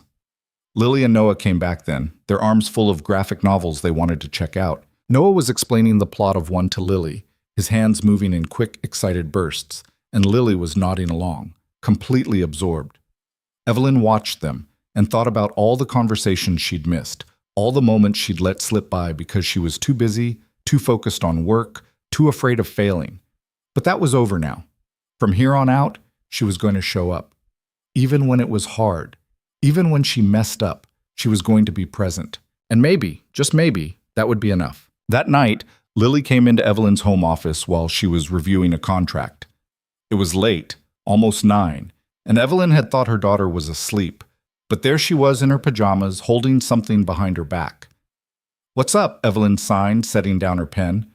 Lily pulled out a folded piece of paper and handed it over, her expression uncertain. Evelyn unfolded it carefully. It was a drawing, done in crayon and marker. 2 stick figures stood on opposite sides of the page, separated by a thick black line that ran down the middle. One figure was labeled Mom in wobbly letters. The other was labeled Me. The space between them was empty except for that dark dividing line. Evelyn's chest tightened. "When did you draw this?" "Last year, after the school talent show." "What happened at the talent show?" "I did a sign language poem. Mrs. Martinez helped me practice." "But you didn't come." Lily's hands moved slowly, deliberately. "You said you had a meeting." Evelyn remembered that day, vaguely. There'd been some crisis with a vendor, something urgent that had required her immediate attention. She'd texted Mrs. Chen to record the performance, told herself she'd watch it later. She never had. "I'm sorry," Evelyn signed, her hands shaking. "I should have been there. I kept the drawing to remember what it felt like." What felt like? Being alone. The words hit like a physical blow. Evelyn stared at the drawing, at that thick black line separating mother from daughter, and felt something crack wide open inside her. This was what Lily had been living with, not just for weeks or months, but for years. This feeling of being separated, unreachable, alone. "Can I keep this?" Evelyn signed. Lily looked surprised. "Why?" "So I can remember too. So I never forget what I almost did to us." Lily thought about it, then nodded. "Okay." She started to leave, but Evelyn caught her hand. "Wait, I want to show you something." She pulled out her phone and opened the Photos app, scrolling back through months of screenshots and work documents until she found what she was looking for. A video. The one Mrs. Chen had sent her from the talent show. "I never watched this," Evelyn signed. "I told myself I would, but I didn't. Will you watch it with me now?" Lily's eyes went wide. She nodded and climbed onto Evelyn's lap, something she hadn't done in years. Evelyn hit play. The video was shaky, clearly filmed on a phone from the back of a school auditorium. The stage was small, decorated with paper stars and streamers. And there, in the center, was Lily. 7 years old, wearing a purple dress Evelyn had forgotten buying. Her hands moved through a poem about stars and wishes and dreams, each sign precise and beautiful. Evelyn watched her daughter's face on the screen, watched how nervous she looked at first, how her hands trembled slightly. But then the poem took over and Lily transformed.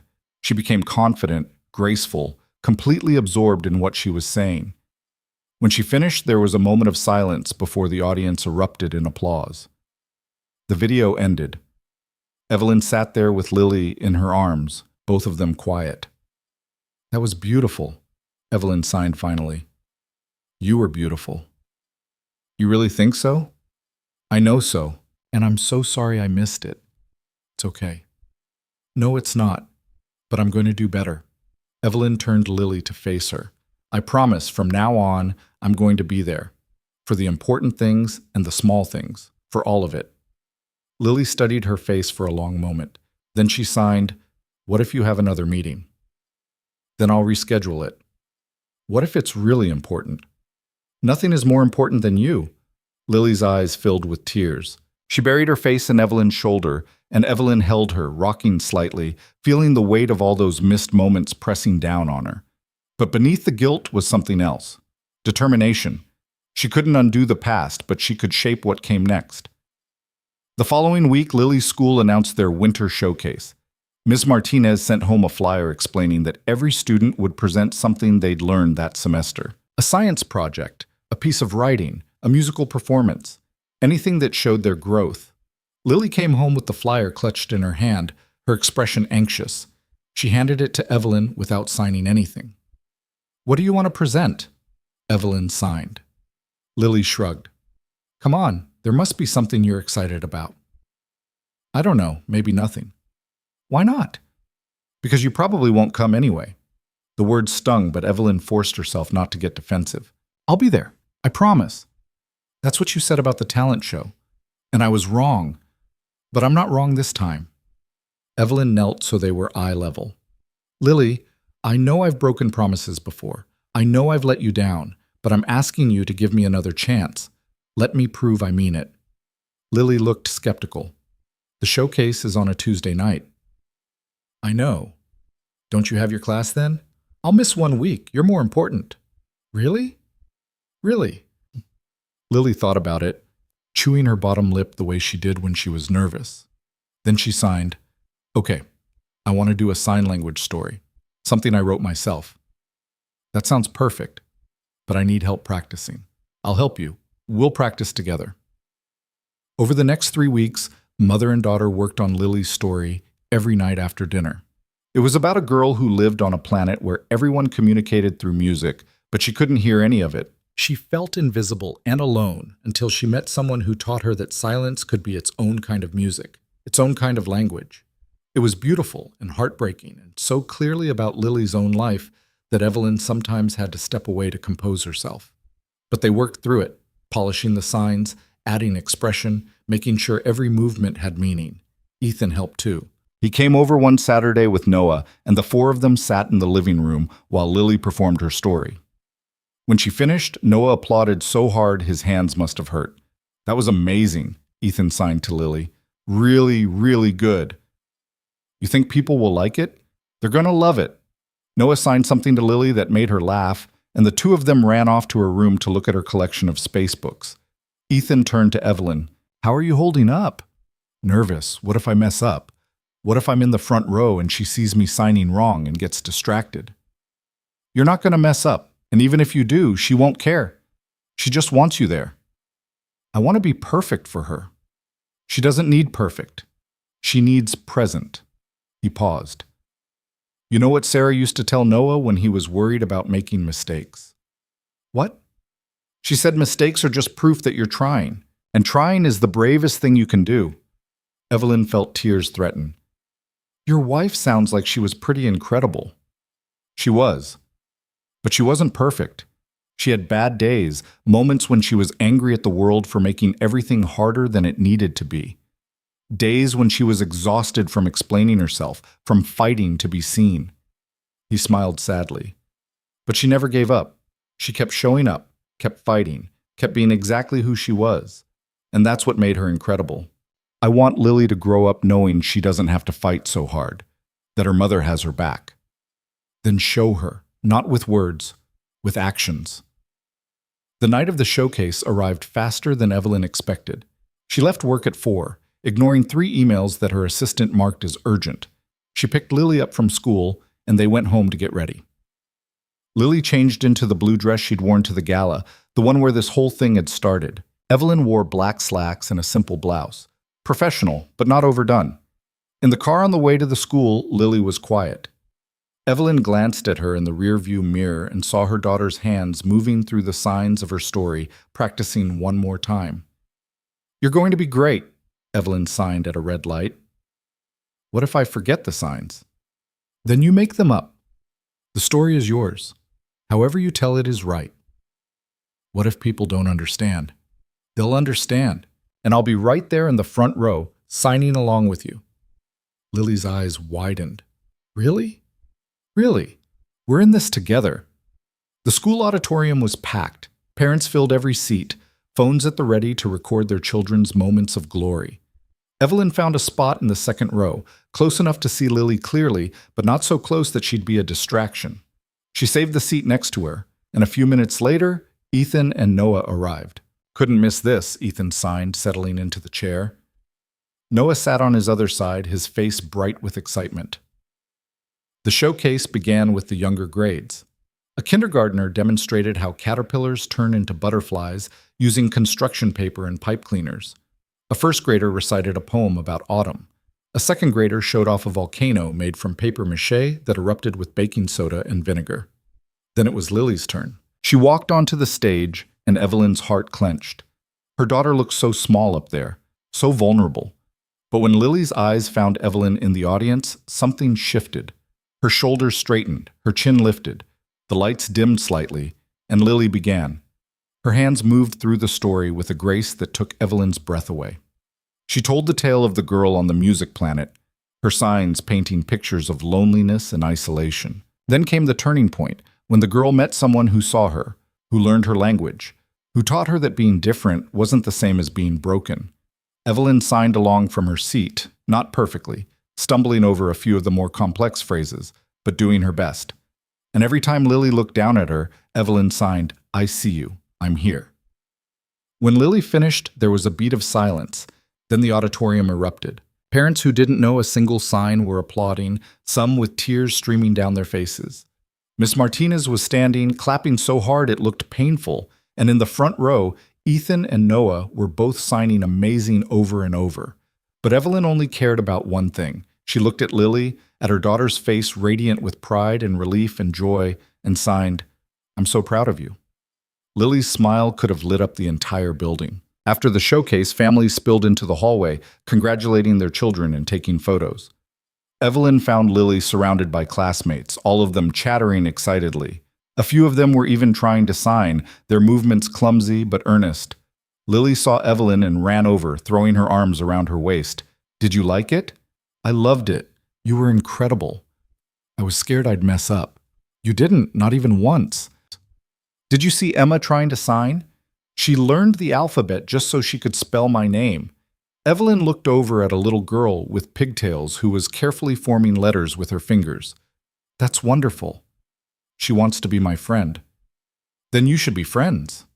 Lily pulled back, her expression turning serious. "Mom, thank you for coming." "Of course I came. I told you I would." "I know, but you actually did it. You were here." Evelyn knelt down so they were face to face. "I'm going to keep being here. For every showcase, every presentation, every moment that matters to you. I promise." "Even if you have meetings?" "Even then." Lily hugged her again, and Evelyn held on tight, feeling the warmth of her daughter in her arms and thinking about that drawing. The one with the black line down the middle, separating them. That line was starting to fade. Not gone, not yet, but fading. Later that night, after they'd gotten home and Lily had gone to bed still buzzing with excitement, Evelyn sat in her office with Lily's drawing in front of her. She picked up a marker and, very carefully, drew a small bridge over the black line. It wasn't much, just a simple arch connecting the two stick figures, but it felt like progress. Her phone buzzed. A text from Ethan. "You did good tonight. Thank you for being there. Wouldn't have missed it." Noah's already planning what he wants to present next semester. "You inspired him."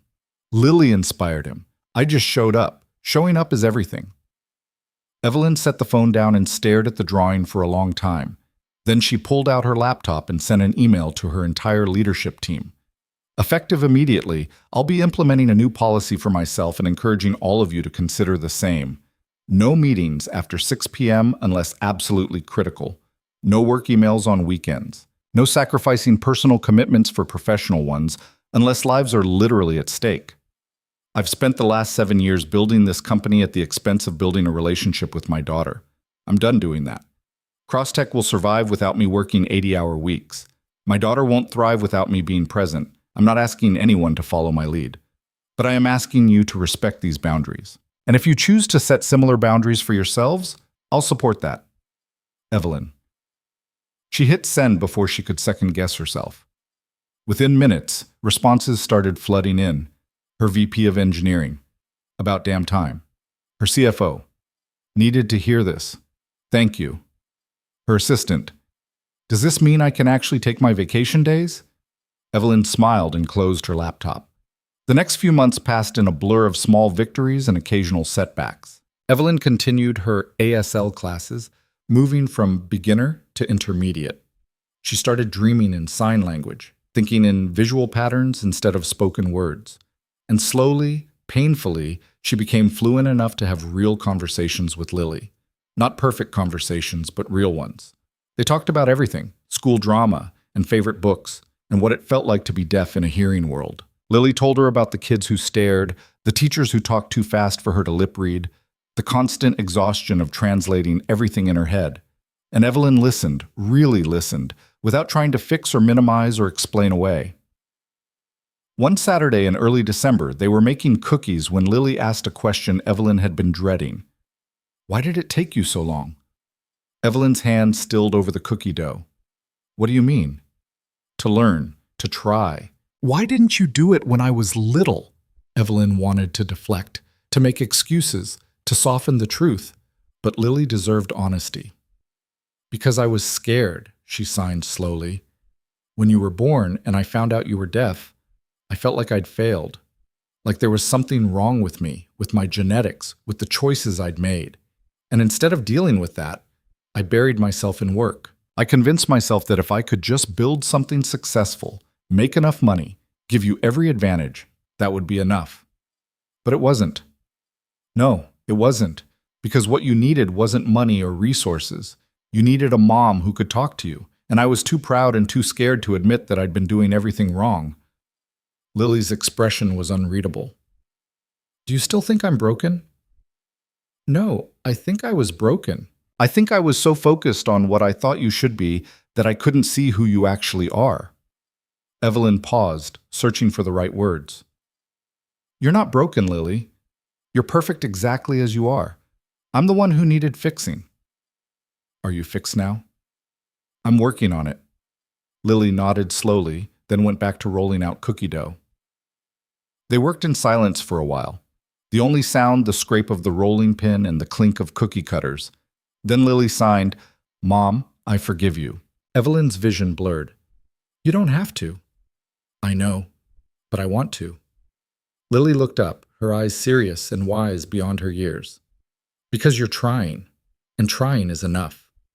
Evelyn pulled her daughter into a flowery hug, and they stood there in the kitchen, holding each other while cookies burned in the oven and smoke filled the air. It wasn't perfect. It was messy and chaotic and a little bit of a disaster. But it was real, and real was so much better than perfect. Christmas came, and for the first time in years, Evelyn took the entire week off. She and Lily decorated the house together, went ice skating at the outdoor rink downtown, baked more cookies that actually turned out edible this time. On Christmas morning, they opened presents in their pajamas, and Lily gave Evelyn a handmade card that said, Best Mom, in careful ASL fingerspelling. Evelyn gave Lily a journal with pages designed for drawing and writing, along with a set of gel pens in every color. For your stories, she signed. Lily's face lit up. Really? Really? I want to read everything you write. They spent the afternoon at Ethan and Noah's house, which had become a tradition over the past few months. The four of them made a massive dinner together, burning the rolls and overcooking the turkey, but having so much fun that nobody cared. After dinner, they played board games that required extensive signing and trash talk, and Evelyn discovered she was terrible at Pictionary but decent at charades. At one point, Noah and Lily were teamed up against Ethan and Evelyn, and the kids were winning by a landslide. Lily was acting out something with exaggerated movements, and Noah was guessing with increasing excitement. That's not fair, Evelyn signed to Ethan. They're too good at this. We're getting destroyed, he signed back, grinning. Should we let them win? I think they're winning on their own merit. Evelyn watched Lily, saw how animated she was, how comfortable, how completely herself. And she thought about that night at the gala, when Lily had been sitting alone while the world buzzed around her. That little girl was gone. In her place was someone confident, someone connected, someone loved. Later, after Noah and Lily had crashed on the couch watching a movie with subtitles, Evelyn and Ethan cleaned up the kitchen. Thank you, Evelyn signed, handing him a dish to dry. For what? For everything, for pushing me, for being honest, for not letting me give up. You did the hard part. I just pointed you in the right direction. You did more than that." She paused. "You gave me a second chance with my daughter. I don't know how to repay that." "You don't have to repay it. Just keep showing up. Keep being present. That's all any of us can do." They finished cleaning in comfortable silence, and Evelyn found herself thinking about how much had changed in just a few months. She wasn't a different person. She was still driven, still ambitious, still prone to working too hard and overthinking everything. But she'd learned how to balance, how to prioritize, how to let the less important things go so she could hold on to what mattered. On New Year's Eve, Evelyn and Lily stayed home. They made hot chocolate, watched the countdown on TV with captions, and at midnight they went outside to watch the neighbors' fireworks. Lily couldn't hear the explosions, but she could see the colors blooming across the sky, and her face was radiant with wonder. "Make a wish," Evelyn signed. "What should I wish for?" "Whatever you want." Lily thought about it, her face scrunched in concentration. Then she signed, "I wish for more days like this. Just you and me." "Me too." They stood there under the fireworks, hand in hand, and Evelyn felt something settle in her chest. Not contentment exactly, more like peace, the kind that comes from knowing you're exactly where you're supposed to be.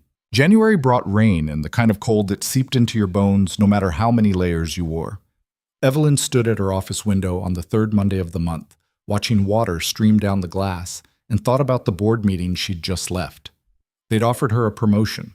Chief Innovation Officer, a newly created position that would put her at the very top of the company's leadership structure. More money, more influence, more everything. She told them she needed time to think about it. Her phone buzzed. A text from Lily's school. Parent conference requested, "Can you meet Thursday at 3 p.m.? Evelyn's stomach tightened. She typed back, "Is everything okay?" "Everything's fine. Ms. Martinez just wants to discuss Lily's progress." "Progress? That was good, right?" Evelyn confirmed the meeting and tried to focus on the contract review in front of her, but her mind kept drifting. 6 months ago, a call from the school would have sent her into a panic spiral. Now it just made her curious. And maybe a little bit proud that they knew to reach out to her directly instead of assuming she'd be too busy. Thursday arrived gray and drizzly. Evelyn left work at 2:30, which meant missing the tail end of a strategy session, but her team had learned to work around her schedule. Nobody questioned it anymore when she blocked off time for Lily. It had become normal. Ms. Martinez was waiting in her classroom, sitting at one of the tiny student desks with her hands folded. She smiled when Evelyn walked in. "Thank you for coming." "Of course. What's going on with Lily?" "Nothing bad, I promise. Actually, I wanted to share something with you." She pulled out a folder and opened it. Inside were drawings, essays, math worksheets. All of Lily's work from the past few months. "Look at these." Evelyn leafed through the pages. The drawings were more detailed than they used to be, full of color and life. The essays were longer, more confident. One was about visiting the aquarium with her mom. Another was about learning that mistakes were proof you were trying. "She's thriving," Ms. Martinez said. "Her grades have always been good, but her engagement has completely changed. She raises her hand in class now. She volunteers to help other students. She talks about her family with pride instead of sadness." Evelyn felt her throat tighten. "That's good." "It's more than good. It's remarkable." Miss Martinez leaned forward. "I don't know what changed at home, but whatever you're doing, keep doing it. Because Lily is becoming the child I always knew she could be. I'm just showing up. That's everything." When Evelyn picked Lily up that afternoon, her daughter was arguing with Emma near the cubbies. Not fighting exactly, but having an intense debate that involved a lot of hand-waving and exaggerated facial expressions. Emma was trying to sign something back, getting it mostly wrong but trying hard. Lily saw Evelyn and signed a quick goodbye to Emma, then bounded over. "Mom, can Emma come over this weekend? We want to work on a project together." Evelyn blinked. Lily had never asked to have a friend over before. "What kind of project?" "We're making a video about what it's like to be deaf for the school's diversity week. Emma's going to film and I'm going to explain stuff." "That sounds great. Of course she can come over." Lily's face lit up. She turned back to Emma and signed something that made the other girl jump up and down with excitement. On the drive home, Lily chattered about the project. Her hands moving so fast, Evelyn had to ask her to slow down twice. And we're going to show what it's like when people talk too fast, and when they turn their backs so I can't see their lips, and when they get annoyed that they have to repeat themselves. That sounds like important stuff to share. Miss Martinez said it'll help the other kids understand better, and maybe they'll learn some signs too. I think that's wonderful. Do you think you could help us? Like, be in the video? Evelyn glanced at her. Me? Yeah. We want to show what good communication looks like and what bad communication looks like. And you're good at it now. The compliment hit Evelyn square in the chest. I'm not that good. You're good enough. And you're my mom. That's what matters. So that Saturday, Emma came over with her mom's old video camera, and the three of them spent the afternoon making a 10-minute documentary about deaf awareness. They filmed examples of Evelyn signing clearly versus speaking without facing Lily. They showed how to get Lily's attention without startling her. They demonstrated basic signs that anyone could learn. Emma narrated in a serious voice that made her sound much older than 8, while Lily demonstrated and Evelyn tried not to look awkward on camera. At one point, they had to redo a scene 5 times because Evelyn kept accidentally signing elephant instead of important, which sent both girls into fits of giggles. When Emma's mom came to pick her up, she pulled Evelyn aside. Thank you for doing this. Emma's been talking about Lily nonstop since they became friends. She's learning so much. Lily's the one teaching her. I'm just the assistant. Still, it's nice to see them together. Emma's never had a friend quite like Lily before. After they left, Evelyn found Lily in her room, editing the video on her tablet. She sat down on the bed and watched over her daughter's shoulder. You did really good today, Evelyn signed. You did good too, even though you kept messing up. I can't help it. Elephants and important things look very similar. Lily grinned. No, they don't? To me, they do. They sat in comfortable silence while Lily added captions to the video. Then, without looking up, Lily signed, Mom, can I ask you something? Always. Do you ever wish I was different, like not deaf? The question punched the air from Evelyn's lungs. She thought about lying, about saying all the right things, but Lily deserved the truth. I used to, she signed slowly. When you were little, I wished I could fix it. Make you hearing, make everything easier. She paused. But I don't wish that anymore. Why not? Because if you were different, you wouldn't be you. And I love you exactly as you are. Lily's eyes filled with tears. Really? Really, you're smart and brave and creative and kind. You see the world in ways I never could. You taught me a whole new language just by being yourself. Evelyn reached over and tucked a strand of hair behind Lily's ear. I'm sorry I didn't see that sooner, but I see it now. Lily set down the tablet and hugged her, and Evelyn held on tight, thinking about all the conversations they'd missed, all the years they'd spent on opposite sides of that black line. But they were here now, together. And that was what mattered. The following week, Crosstech held its annual company gala. Evelyn had been dreading it, remembering the last one where everything had started. But this year was different. This year, she wasn't going alone. Are you sure about this? Lily signed in the car on the way there. She was wearing the same blue dress, now slightly too short, but still her favorite. Positive, I want you there. What if I get bored? Then we'll leave early. Really? Really? You're not an accessory I'm bringing to look good. You're my daughter. And if you're not having fun, we're not staying. Lily nodded, looking less anxious. The Cascade Hotel looked exactly the same. Same chandeliers, same marble floors, same waiters with the same expensive hors d'oeuvres. But Evelyn felt completely different. Instead of armor, she wore a simple black dress and comfortable heels. Instead of scanning the room for important people to impress, she found a quiet table near the windows and sat down with Lily. Want to get some food? Evelyn signed. They hit the buffet together, Lily piling her plate with things that were definitely not dinner food, and Evelyn didn't say a word about it. When they got back to the table, Ethan and Noah were there, both in suits that looked slightly uncomfortable. You made it, Evelyn signed. Wouldn't miss it, Ethan signed back. Besides, Noah wanted to see if the desserts were as good as you said. Noah was already eyeing the chocolate fountain with intense focus. The 4 of them sat together, signing and laughing and completely ignoring the networking happening around them.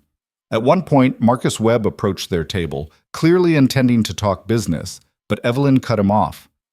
Marcus, this is my daughter Lily and our friends Ethan and Noah. We're having a private dinner. Can we catch up on Monday?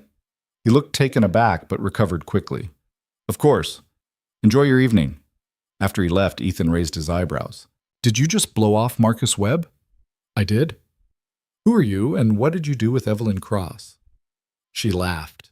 I'm still me, just a better version. Later in the evening, the MC announced that Crosstech would be making a major donation to a local school for the deaf. Evelyn had insisted on it after learning that their funding had been cut. The crowd applauded politely, but Evelyn wasn't watching them. She was watching Lily's face, seeing the pride there, and that was worth more than any investor's approval. As people started moving to the outdoor terrace, Lily tugged on Evelyn's sleeve. Can we go outside? I want to see the lights. They walked out together, and Lily pressed her face against the railing, looking down at the city spread out below them. Evelyn stood beside her, not signing anything, just being present. After a moment, Lily turned to her. Mom, I'm glad we came. Me too. But can we leave soon? I'm kind of tired. Evelyn checked her watch. 9:30. A year ago, she would have stayed until midnight, working every conversation, maximizing every opportunity. Now she just smiled and signed, Let's go home. They said goodbye to Ethan and Noah, collected their coats, and left the gala without a second thought. On the drive home, Lily fell asleep in the back seat, her head resting against the window. Evelyn glanced at her in the rear-view mirror and felt that now familiar warmth in her chest. This was success, not the company, not the accolades, not the money. March brought Lily's 8th birthday. They celebrated with a small party in the backyard, just a few kids from school and Noah. Evelyn had learned enough signs to follow most of the conversation, though she still got lost when the kids started talking too fast or using slang she hadn't learned yet. Emma taught everyone a game that involved signing animals and acting them out, and even the kids who didn't know much ASL managed to participate. Evelyn watched from the porch, signing with Ethan while Noah and Lily attempted to act out a particularly difficult animal. She's happy, Ethan signed. She is. So are you. Evelyn considered that. Yeah, I am. How's the promotion decision going? Evelyn had told him about the Chief Innovation Officer position a few weeks ago. I turned it down. Really? The hours would have been insane. More travel, more responsibility, more time away from Lily. I didn't want that. Any regrets? None. Well, maybe some. She smiled slightly. But the regret of missing more of Lily's life would have been worse. What did the board say? They were surprised but understanding. They offered me a different role instead. Head of Strategic Partnerships. Same level, less travel, better hours. I start next month. That sounds perfect. It feels right. The party wound down as the sun started setting. Parents came to collect their kids, all of them commenting on how much fun their children had, how they'd learned new signs, how they wanted to do this again. After the last guest left, Evelyn and Lily cleaned up together, throwing away paper plates and deflating balloons. Best birthday ever, Lily signed, collapsing on the couch with a satisfied sigh. Better than last year? Lily made a face. Last year you were on a business call during my cake. Evelyn winced. I was, wasn't I? Yeah. Mrs. Chen had to sing happy birthday by herself. I'm sorry. It's okay. This year was better. Lily paused. Actually, everything is better now. Yeah? Yeah, it feels like we're actually a family. Evelyn sat down next to her, pulling her close. We've always been a family. I know, but now it feels real. Like you actually want to be my mom. The words cracked something open in Evelyn's chest. I've always wanted to be your mom. I just didn't know how. But you know now. I'm learning. That's good enough. They sat there as the light faded outside, neither of them moving, just being together in the quiet. And for the first time in years, the silence didn't feel empty. It felt full. In April, Lily's video project won first place in the school's diversity competition. She and Emma were invited to present it to the entire school at an assembly. Evelyn took the afternoon off to attend, sitting in the auditorium with the other parents while her daughter stood on stage and explained why deaf awareness mattered.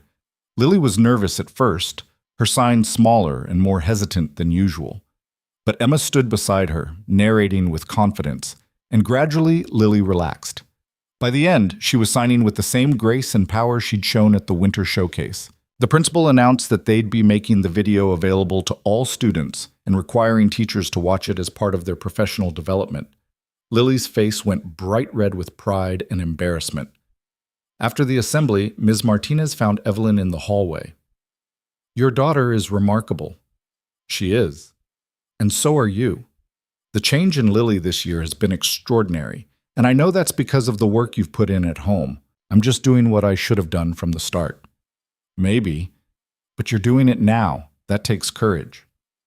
That night, Evelyn hung a copy of Lily's award certificate on the refrigerator, right next to the drawing with the bridge. Lily saw it and smiled. "You kept that," she signed, pointing to the drawing. "Of course, it reminds me how far we've come." Lily studied it for a moment. "Can I draw a new one?" "Sure. What are you thinking?" "You'll see." She disappeared into her room and came back 20 minutes later with a new piece of paper. This one showed two stick figures standing close together on the same side of the page. No black line separating them, just a small bridge between them, and above it, a sun. "Better?" Lily signed. Evelyn's vision blurred. "Perfect." Lily hung the new drawing next to the old one. "So we can remember both, where we were and where we are now."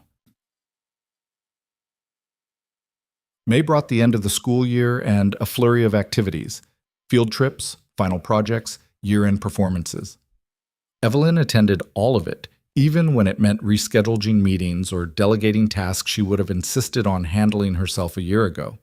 Her team had learned to function without her constant oversight, and Crosstech hadn't collapsed.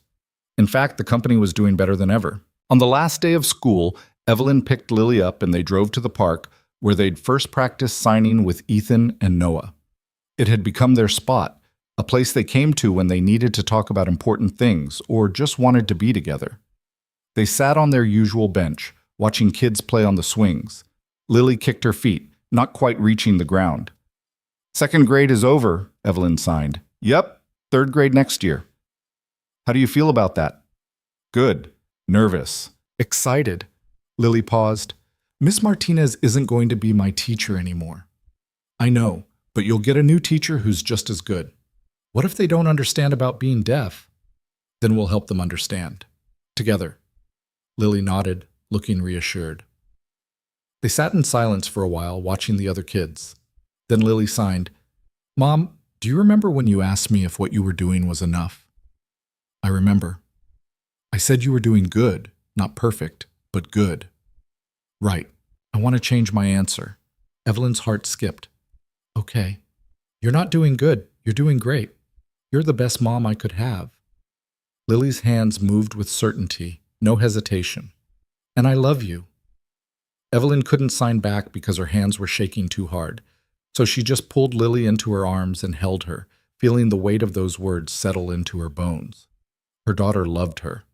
Not despite her mistakes, not because she was perfect, but because she'd shown up, because she'd tried, because she'd finally learned to meet Lily where she was instead of expecting Lily to meet her. "I love you too," Evelyn signed when she could finally move her hands again. "So much." They stayed at the park until the sun started setting, painting the sky in shades of orange and pink that needed no sound to be beautiful. On the drive home, Lily asked if they could stop for ice cream, and Evelyn said yes, even though it was almost dinner time, because some moments were worth breaking the rules for. At the ice cream shop, they ran into Ethan and Noah. Completely by accident, or maybe not, because there were only so many ice cream places in their neighborhood. The four of them sat at an outdoor table, signing and laughing and making plans for summer. "Beach trip?" Ethan suggested. "Yes," Noah signed emphatically. Lily looked at Evelyn with hopeful eyes. "Absolutely," Evelyn signed. "When should we go?" They spent the next 20 minutes planning, debating hotels versus camping, whether to go for a weekend or a whole week, what activities they wanted to do. It felt natural, easy, like they'd been doing this forever instead of just a few months. When they finally said goodbye, Noah and Lily exchanged an elaborate handshake they'd invented, all intricate movements and perfectly timed gestures. Ethan watched them with a soft smile. Sarah would have loved this, he signed to Evelyn. Loved what? Seeing Noah this happy. Seeing him with a friend who really gets him. He paused. And seeing you figure this out. She always said the hardest part of being deaf wasn't the silence. It was the loneliness. The feeling that nobody was willing to learn your language. Lily's not lonely anymore. Neither is Noah, or you for that matter. Evelyn thought about that. A year ago, she'd been drowning in work and isolation, surrounded by people but completely alone. Now she had Lily, really had her, and she had Ethan and Noah, this unexpected family that had formed in the gaps of her old life. Thank you, she signed, for everything. Stop thanking me. You did the work. But you showed me it was possible. That's what friends do. Friends. The word felt right. Warm, real. Summer arrived with bright sunshine and endless possibilities. Evelyn took 2 weeks off, the longest vacation she'd had since founding Crosstech. She and Lily spent their days at the pool, at museums, at the library. They took that beach trip with Ethan and Noah, renting a house right on the sand and spending a week building sandcastles and collecting shells and watching the sunset over the water. One evening, while the kids were down by the shore looking for crabs, Ethan and Evelyn sat on the porch with glasses of wine. Can I tell you something? Evelyn signed. Always. A year ago, if someone had told me my life would look like this, I wouldn't have believed them. Because it's better or worse. Better. So much better. She watched Lily splash in the shallow water, her laughter silent but her joy unmistakable. I thought success meant building an empire, making money, being respected in my industry. And those things are nice, but they're not what matters. What matters? This, her, being the person my daughter needs me to be. That's the hardest job in the world. And the most important. They sat in comfortable silence, watching the sun paint the ocean gold. After a while, Ethan signed, You know what Sarah used to say about parenting? What? She said it's not about being perfect. It's about showing up every day and trying again, even when you fail, especially when you fail. I failed a lot. We all have, but you're still here, still trying. That's what counts. When they returned home from the beach, Evelyn found a letter waiting from Crosstech's board. They wanted her to speak at the annual shareholder meeting about work-life balance and the importance of family.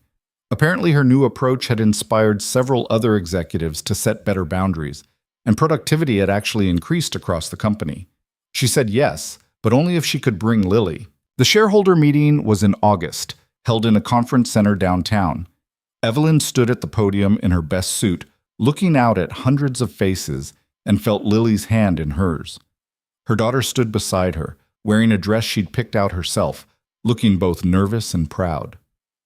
A year ago, Evelyn began, and the interpreter signed along. I was working 80-hour weeks. I told myself I was doing it for my daughter, to give her a better life. But I was lying. I was doing it because I was scared of being a bad mother, scared of admitting I'd made mistakes, scared of being vulnerable. The room was silent except for the rustle of papers and the interpreter's hands moving through the air. My daughter is deaf. For 7 years, I didn't learn sign language. I told myself I was too busy, that I'd do it later, that there were more important things to handle first. And my daughter spent 7 years feeling invisible in her own home. Lily squeezed her hand. Then I met someone who forced me to look at what I was doing, who told me that nothing was more important than showing up for the people we love. And I realized he was right. So I started showing up. I learned sign language. I set boundaries at work. I said no to opportunities that would have taken me away from my daughter. And you know what happened? She paused, looking down at Lily, who was watching her with shining eyes. I became successful, real success. Not the kind measured in dollars or deals, but the kind measured in connection, in love, in being present. She turned back to the audience. Crosstech is thriving because I stopped working 80-hour weeks and started trusting my team. My daughter is thriving because I finally learned to communicate with her. I'm thriving because I learned that being vulnerable isn't weakness, it's strength. The applause started slowly, then built until the whole room was standing. But Evelyn only cared about one person's reaction. She looked down at Lily and signed, "Did I do okay?" Lily signed back, "You did perfect." After the speech, dozens of people approached her with questions, with gratitude, with their own stories of struggle and success. But Evelyn kept the conversations brief. She had somewhere more important to be. She and Lily drove to the library, where they'd agreed to meet Ethan and Noah. The four of them had started a tradition of Saturday afternoon book clubs, where they'd each pick something to read and discuss it in sign language. It was chaotic and silly, and exactly the kind of thing Evelyn never would have made time for a year ago. Today's selection was Lily's choice, a graphic novel about a girl who discovered she had superpowers. They sat in their usual corner, signing back and forth about favorite characters and plot twists, and whether the ending was satisfying. At one point, Noah signed something too fast for Evelyn to catch, and Lily had to interpret. Then they all laughed at a joke Ethan made about the villain's motivation, and Evelyn realized she'd understood every word. Not because she was fluent, not because she was perfect, but because she'd learned to communicate in the language her daughter spoke. On the drive home, Lily was quiet, looking out the window at the passing scenery. Then she turned to Evelyn at a stoplight and signed, "Mom, remember that drawing I made, the one with the black line?" "I remember. I've been thinking about it, about what it meant." "What do you think it meant?" "I think it meant I was sad, but not just because you didn't sign, because I thought you didn't want to know me, the real me." Lily's hands moved carefully, thoughtfully. "But you do know me now, and I know you, and that makes everything different." Evelyn's throat tightened. "Everything is different because of you, because of both of us." That night, after Lily had gone to bed, Evelyn sat in her office and looked at the two drawings hanging side by side on the wall. The old one with the black line, the division between mother and daughter, and the new one with the bridge, the connection they'd built together. She thought about the past year, about everything that had changed, the ASL classes and the stumbling conversations, and the moments of frustration when she couldn't remember a sign or said the wrong thing. The pride on Lily's face when Evelyn showed up to her presentations, the comfortable silences that no longer felt empty, the laughter, the tears, the small daily moments that added up to something bigger than she could have imagined. She pulled out her phone and texted Ethan, "Thank you for not letting me give up." His response came quickly. "You never gave up. You just needed a push in the right direction." "Still, thank you. Anytime." That's what family does. Family. They'd become a family, this patchwork group of people brought together by loss and loneliness and the determination to do better. Ethan and Noah, who understood what it meant to communicate across differences. Lily, who'd waited patiently for her mother to finally see her. And Evelyn, who'd learned that being vulnerable wasn't failure. It was the beginning of everything real.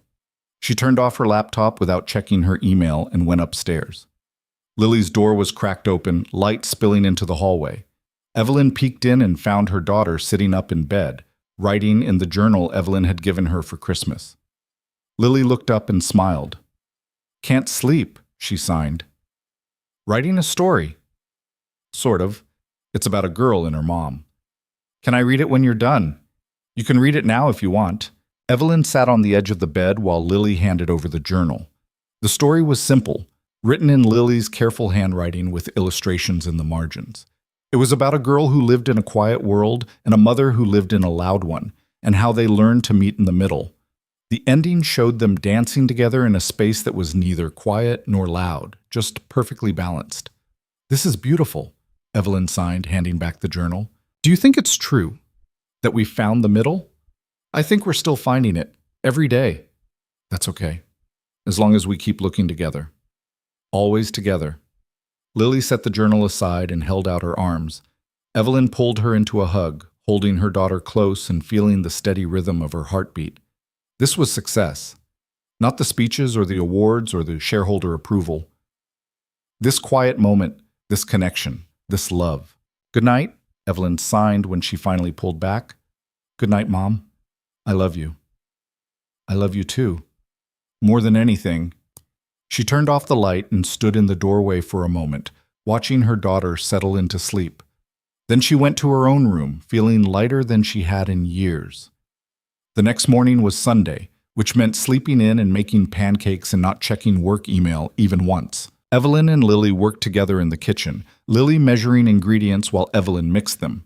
They didn't talk much, just moved around each other with the comfortable familiarity of people who'd learned to share space. When the pancakes were ready, they ate on the back porch, watching birds flit between the trees. Lily pointed out different species, signing their names, and Evelyn tried to remember them all, even though she knew she'd forget half by tomorrow. "What do you want to do today?" Evelyn signed. "I don't know, just hang out?" "Sounds perfect." They spent the day doing nothing important. They watched a movie with subtitles. They went for a walk in the neighborhood. They organized Lily's bookshelf and found old toys she'd forgotten about. Small, ordinary things that would have seemed boring a year ago but now felt exactly right. In the evening, while they were making dinner, Lily's phone buzzed with a text from Emma. She read it and grinned. "Emma wants to know if I can sleep over next weekend," she signed. "What did you tell her?" "I said I'd ask you." "Of course you can go." Lily's grin widened. "Really? You're not worried about leaving me somewhere overnight?" "Should I be?" "No. Emma's mom knows how to get my attention if there's an emergency, and Emma learned enough signs that we can talk about most stuff." "Then have fun." Lily threw her arms around Evelyn's waist. "Thank you." "You don't have to thank me for letting you have friends." "I know, but I'm thanking you anyway." Later that week, Evelyn had lunch with Diane, her ASL instructor. They met at a cafe near the community center, and Diane brought along Marcus, the interpreter who'd voiced for her during classes. "I heard you've completed the advanced level," Diane signed. Marcus translated aloud for the benefit of the server taking their order. "Just finished last month," Evelyn signed back, "though I still have a lot to learn." "We all do. That's the beauty of language. It keeps evolving." Diane paused. "I also heard you gave a speech at your company about work-life balance." "I did. It felt important to share." "Can I tell you something?" Diane's expression turned serious. "When you first came to my class, I wasn't sure you'd stick with it. You looked like someone who was there out of obligation, not desire." "I probably was." "But you stayed. You practiced. You showed up week after week, even when it was hard. And now look at you, fluent enough to have this conversation without hesitation."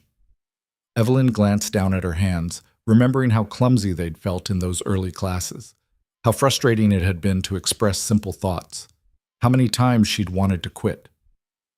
"I stayed because my daughter needed me too," she signed. "But somewhere along the way, it became about more than that. It became about understanding her world, about meeting her where she was instead of expecting her to meet me. That's what good parents do." "I wasn't a good parent for a long time." "But you are now. That's what matters." They talked for another hour about language and family and the ways we connect across differences. When Evelyn finally left, she felt full in a way that had nothing to do with the meal. Autumn came again, bringing cooler weather and the start of third grade. Lily was nervous the first day, worried about her new teacher, but by the end of the week she was coming home with stories about class projects and playground games, and the boy who sat next to her who was learning to fingerspell. Evelyn attended the back-to-school night and met Mrs. Patterson, Lily's new teacher. She was older than Ms. Martinez, with gray hair and laugh lines around her eyes. "I've heard wonderful things about Lily," Mrs. Patterson said through the interpreter the school had provided. "And about you. Miss Martinez told me how much progress you've made with sign language. I'm still learning. We all are. But the important thing is that Lily knows you're trying. That makes all the difference." On Halloween, Lily dressed as an astronaut and went trick-or-treating with Emma and Noah. Evelyn and Ethan followed behind, signing to each other while the kids ran ahead. "She's growing up fast," Ethan signed. "Too fast." "That's parenthood. You blink and suddenly they're not babies anymore." Evelyn watched Lily laugh at something Noah signed, her face bright with joy. "I'm glad I'm not missing it anymore." "Me too." November brought Thanksgiving, which they spent at Evelyn's house. She invited Ethan and Noah, plus Mrs. Chen, who'd become more friend than nanny over the past year. The five of them crowded around the dining room table, sharing a meal that Evelyn had mostly managed not to burn. Before they ate, Lily asked if they could go around the table and share what they were thankful for. Mrs. Chen went first, signing with the fluency she'd been developing since Evelyn started her classes. "I'm thankful for this family and for being part of it." Noah signed next. "I'm thankful for Lily teaching me that being different is cool." Ethan smiled. I'm thankful for second chances, and the people who push us to take them. Then it was Evelyn's turn. She looked around the table at these people who'd become her family and felt emotion well up in her chest. I'm thankful for my daughter, she signed, her hands steady and sure. For her patience while I learned to be the mother she deserved. For her forgiveness. For her love. And for teaching me that showing up is the bravest thing we can do. Lily wiped her eyes and signed. I'm thankful for my mom, for learning my language, for being here, for loving me enough to change. They ate dinner in a mix of sign and speech and laughter, and Evelyn thought about how different this was from last Thanksgiving, when she'd worked through the holiday and barely spoken to Lily at all. How far they'd come. How much had changed. December arrived with the first snow. Evelyn and Lily built a snowman in the backyard, giving him a carrot nose and stick arms and a scarf that Lily had outgrown. They took pictures and had a snowball fight and went inside only when their fingers were too numb to sign. That night, while they were drinking hot chocolate by the fireplace, Lily pulled out her journal. I wrote something I want to show you, she signed. Okay. She opened to a page near the back and handed it over. It was a letter addressed to Evelyn. Dear Mom, a year ago I didn't think you'd ever really see me. I thought you were too busy with work, too focused on other things. I thought maybe you wished I was different, not deaf, not complicated, just easier. But then you started learning. At first I didn't believe it would last. I thought you'd give up like you always did. But you didn't. You kept going. You made mistakes, and you looked silly sometimes, and you got frustrated, but you didn't quit. And slowly, I started to understand that you weren't learning sign language because you had to. You were learning it because you wanted to know me, really know me. Not the version of me you wished existed, but the actual me. Now, when I come home, you ask about my day and actually understand my answer. You go to my school things even when you have meetings. You laugh at my jokes even when they're not funny. You're not perfect, but you're trying. And that's all I ever wanted. Thank you for seeing me, Mom. Thank you for learning my language. Thank you for showing up. I love you. Lily. Evelyn read it twice, tears streaming down her face. When she looked up, Lily was watching her with anxious eyes. Is it okay that I wrote that? She signed. Evelyn set the journal aside and pulled Lily into her arms. It's more than okay. It's perfect. You're perfect. They held each other while snow fell outside and the fire crackled in the hearth, and Evelyn felt a completeness she'd never experienced before. This was home. Not the house or the furniture or the expensive things she'd bought to fill the emptiness. This feeling, this connection, this love. On Christmas morning, they opened presents slowly, savoring each one. Evelyn gave Lily a telescope for stargazing and a set of books about constellations. Lily gave Evelyn a framed photo of the two of them from the winter showcase, both of them signing, both of them smiling. I love it, Evelyn signed. Where should we hang it? My room, so I can see it every day. They hung it on the wall next to Lily's bed, right where she'd see it first thing every morning. And looking at it, Evelyn felt grateful for every stumble, every mistake, every moment of awkwardness that had led them here. That afternoon, they video called Ethan and Noah, who were spending Christmas with Ethan's sister. The four of them signed back and forth, showing off presents and making plans for New Year's. Same place as last year? Ethan signed. Your house, watching the fireworks? Sounds perfect, Evelyn signed back. And it was perfect. Not flawless, not without complications, but real and messy and full of love. The kind of perfect that came from showing up every day and trying again. When the call ended, Evelyn and Lily made dinner together, working side by side in comfortable silence. They ate in the living room, watching snow fall outside, and talked about the year that was ending and the one that was beginning. What do you want for next year? Evelyn signed. Lily thought about it. More days like this, just us, being together. That's what I want too. And maybe we could get a dog? Evelyn laughed. We'll talk about it. That means yes, right? It means maybe. I'll take maybe. As night fell and the house grew quiet, Evelyn found herself in Lily's room again, looking at the drawings on the wall. The old one with the black line and the new one with the bridge. She thought about adding a third one, showing how far they'd come. But maybe these two were enough. A reminder of where they'd been and what they'd built together. She turned to leave and found Lily standing in the doorway, watching her. Can't sleep? Evelyn signed. Not yet. I was thinking. About what? About how different everything is now. How much better. Me too. Lily walked over and stood beside her mother, both of them looking at the drawings. I'm glad you learned to talk to me, Mom. I'm glad I finally listened. They stood there in silence, and Evelyn realized the quiet no longer felt empty or isolating. It felt full of possibility, of connection, of all the conversations they'd have and all the moments they'd share. Because silence wasn't the absence of communication. It was just a different kind of language. And Evelyn had finally learned to speak it. I love you, she signed. I love you too, Lily signed back. And in that moment, standing in her daughter's room with their hands moving through the space between them, Evelyn understood what success really meant. Not building an empire or impressing investors or climbing to the top of her industry. Success was this: being present, being seen, being loved. It was choosing connection over perfection. It was showing up every single day and trying again. It was learning that the bravest thing you could do was admit you'd been wrong and work to make it right. And it was knowing that love wasn't something you spoke. It was something you signed, one gesture at a time, building bridges across the silences until there was no distance left between you. Just two people, mother and daughter, finally speaking the same language.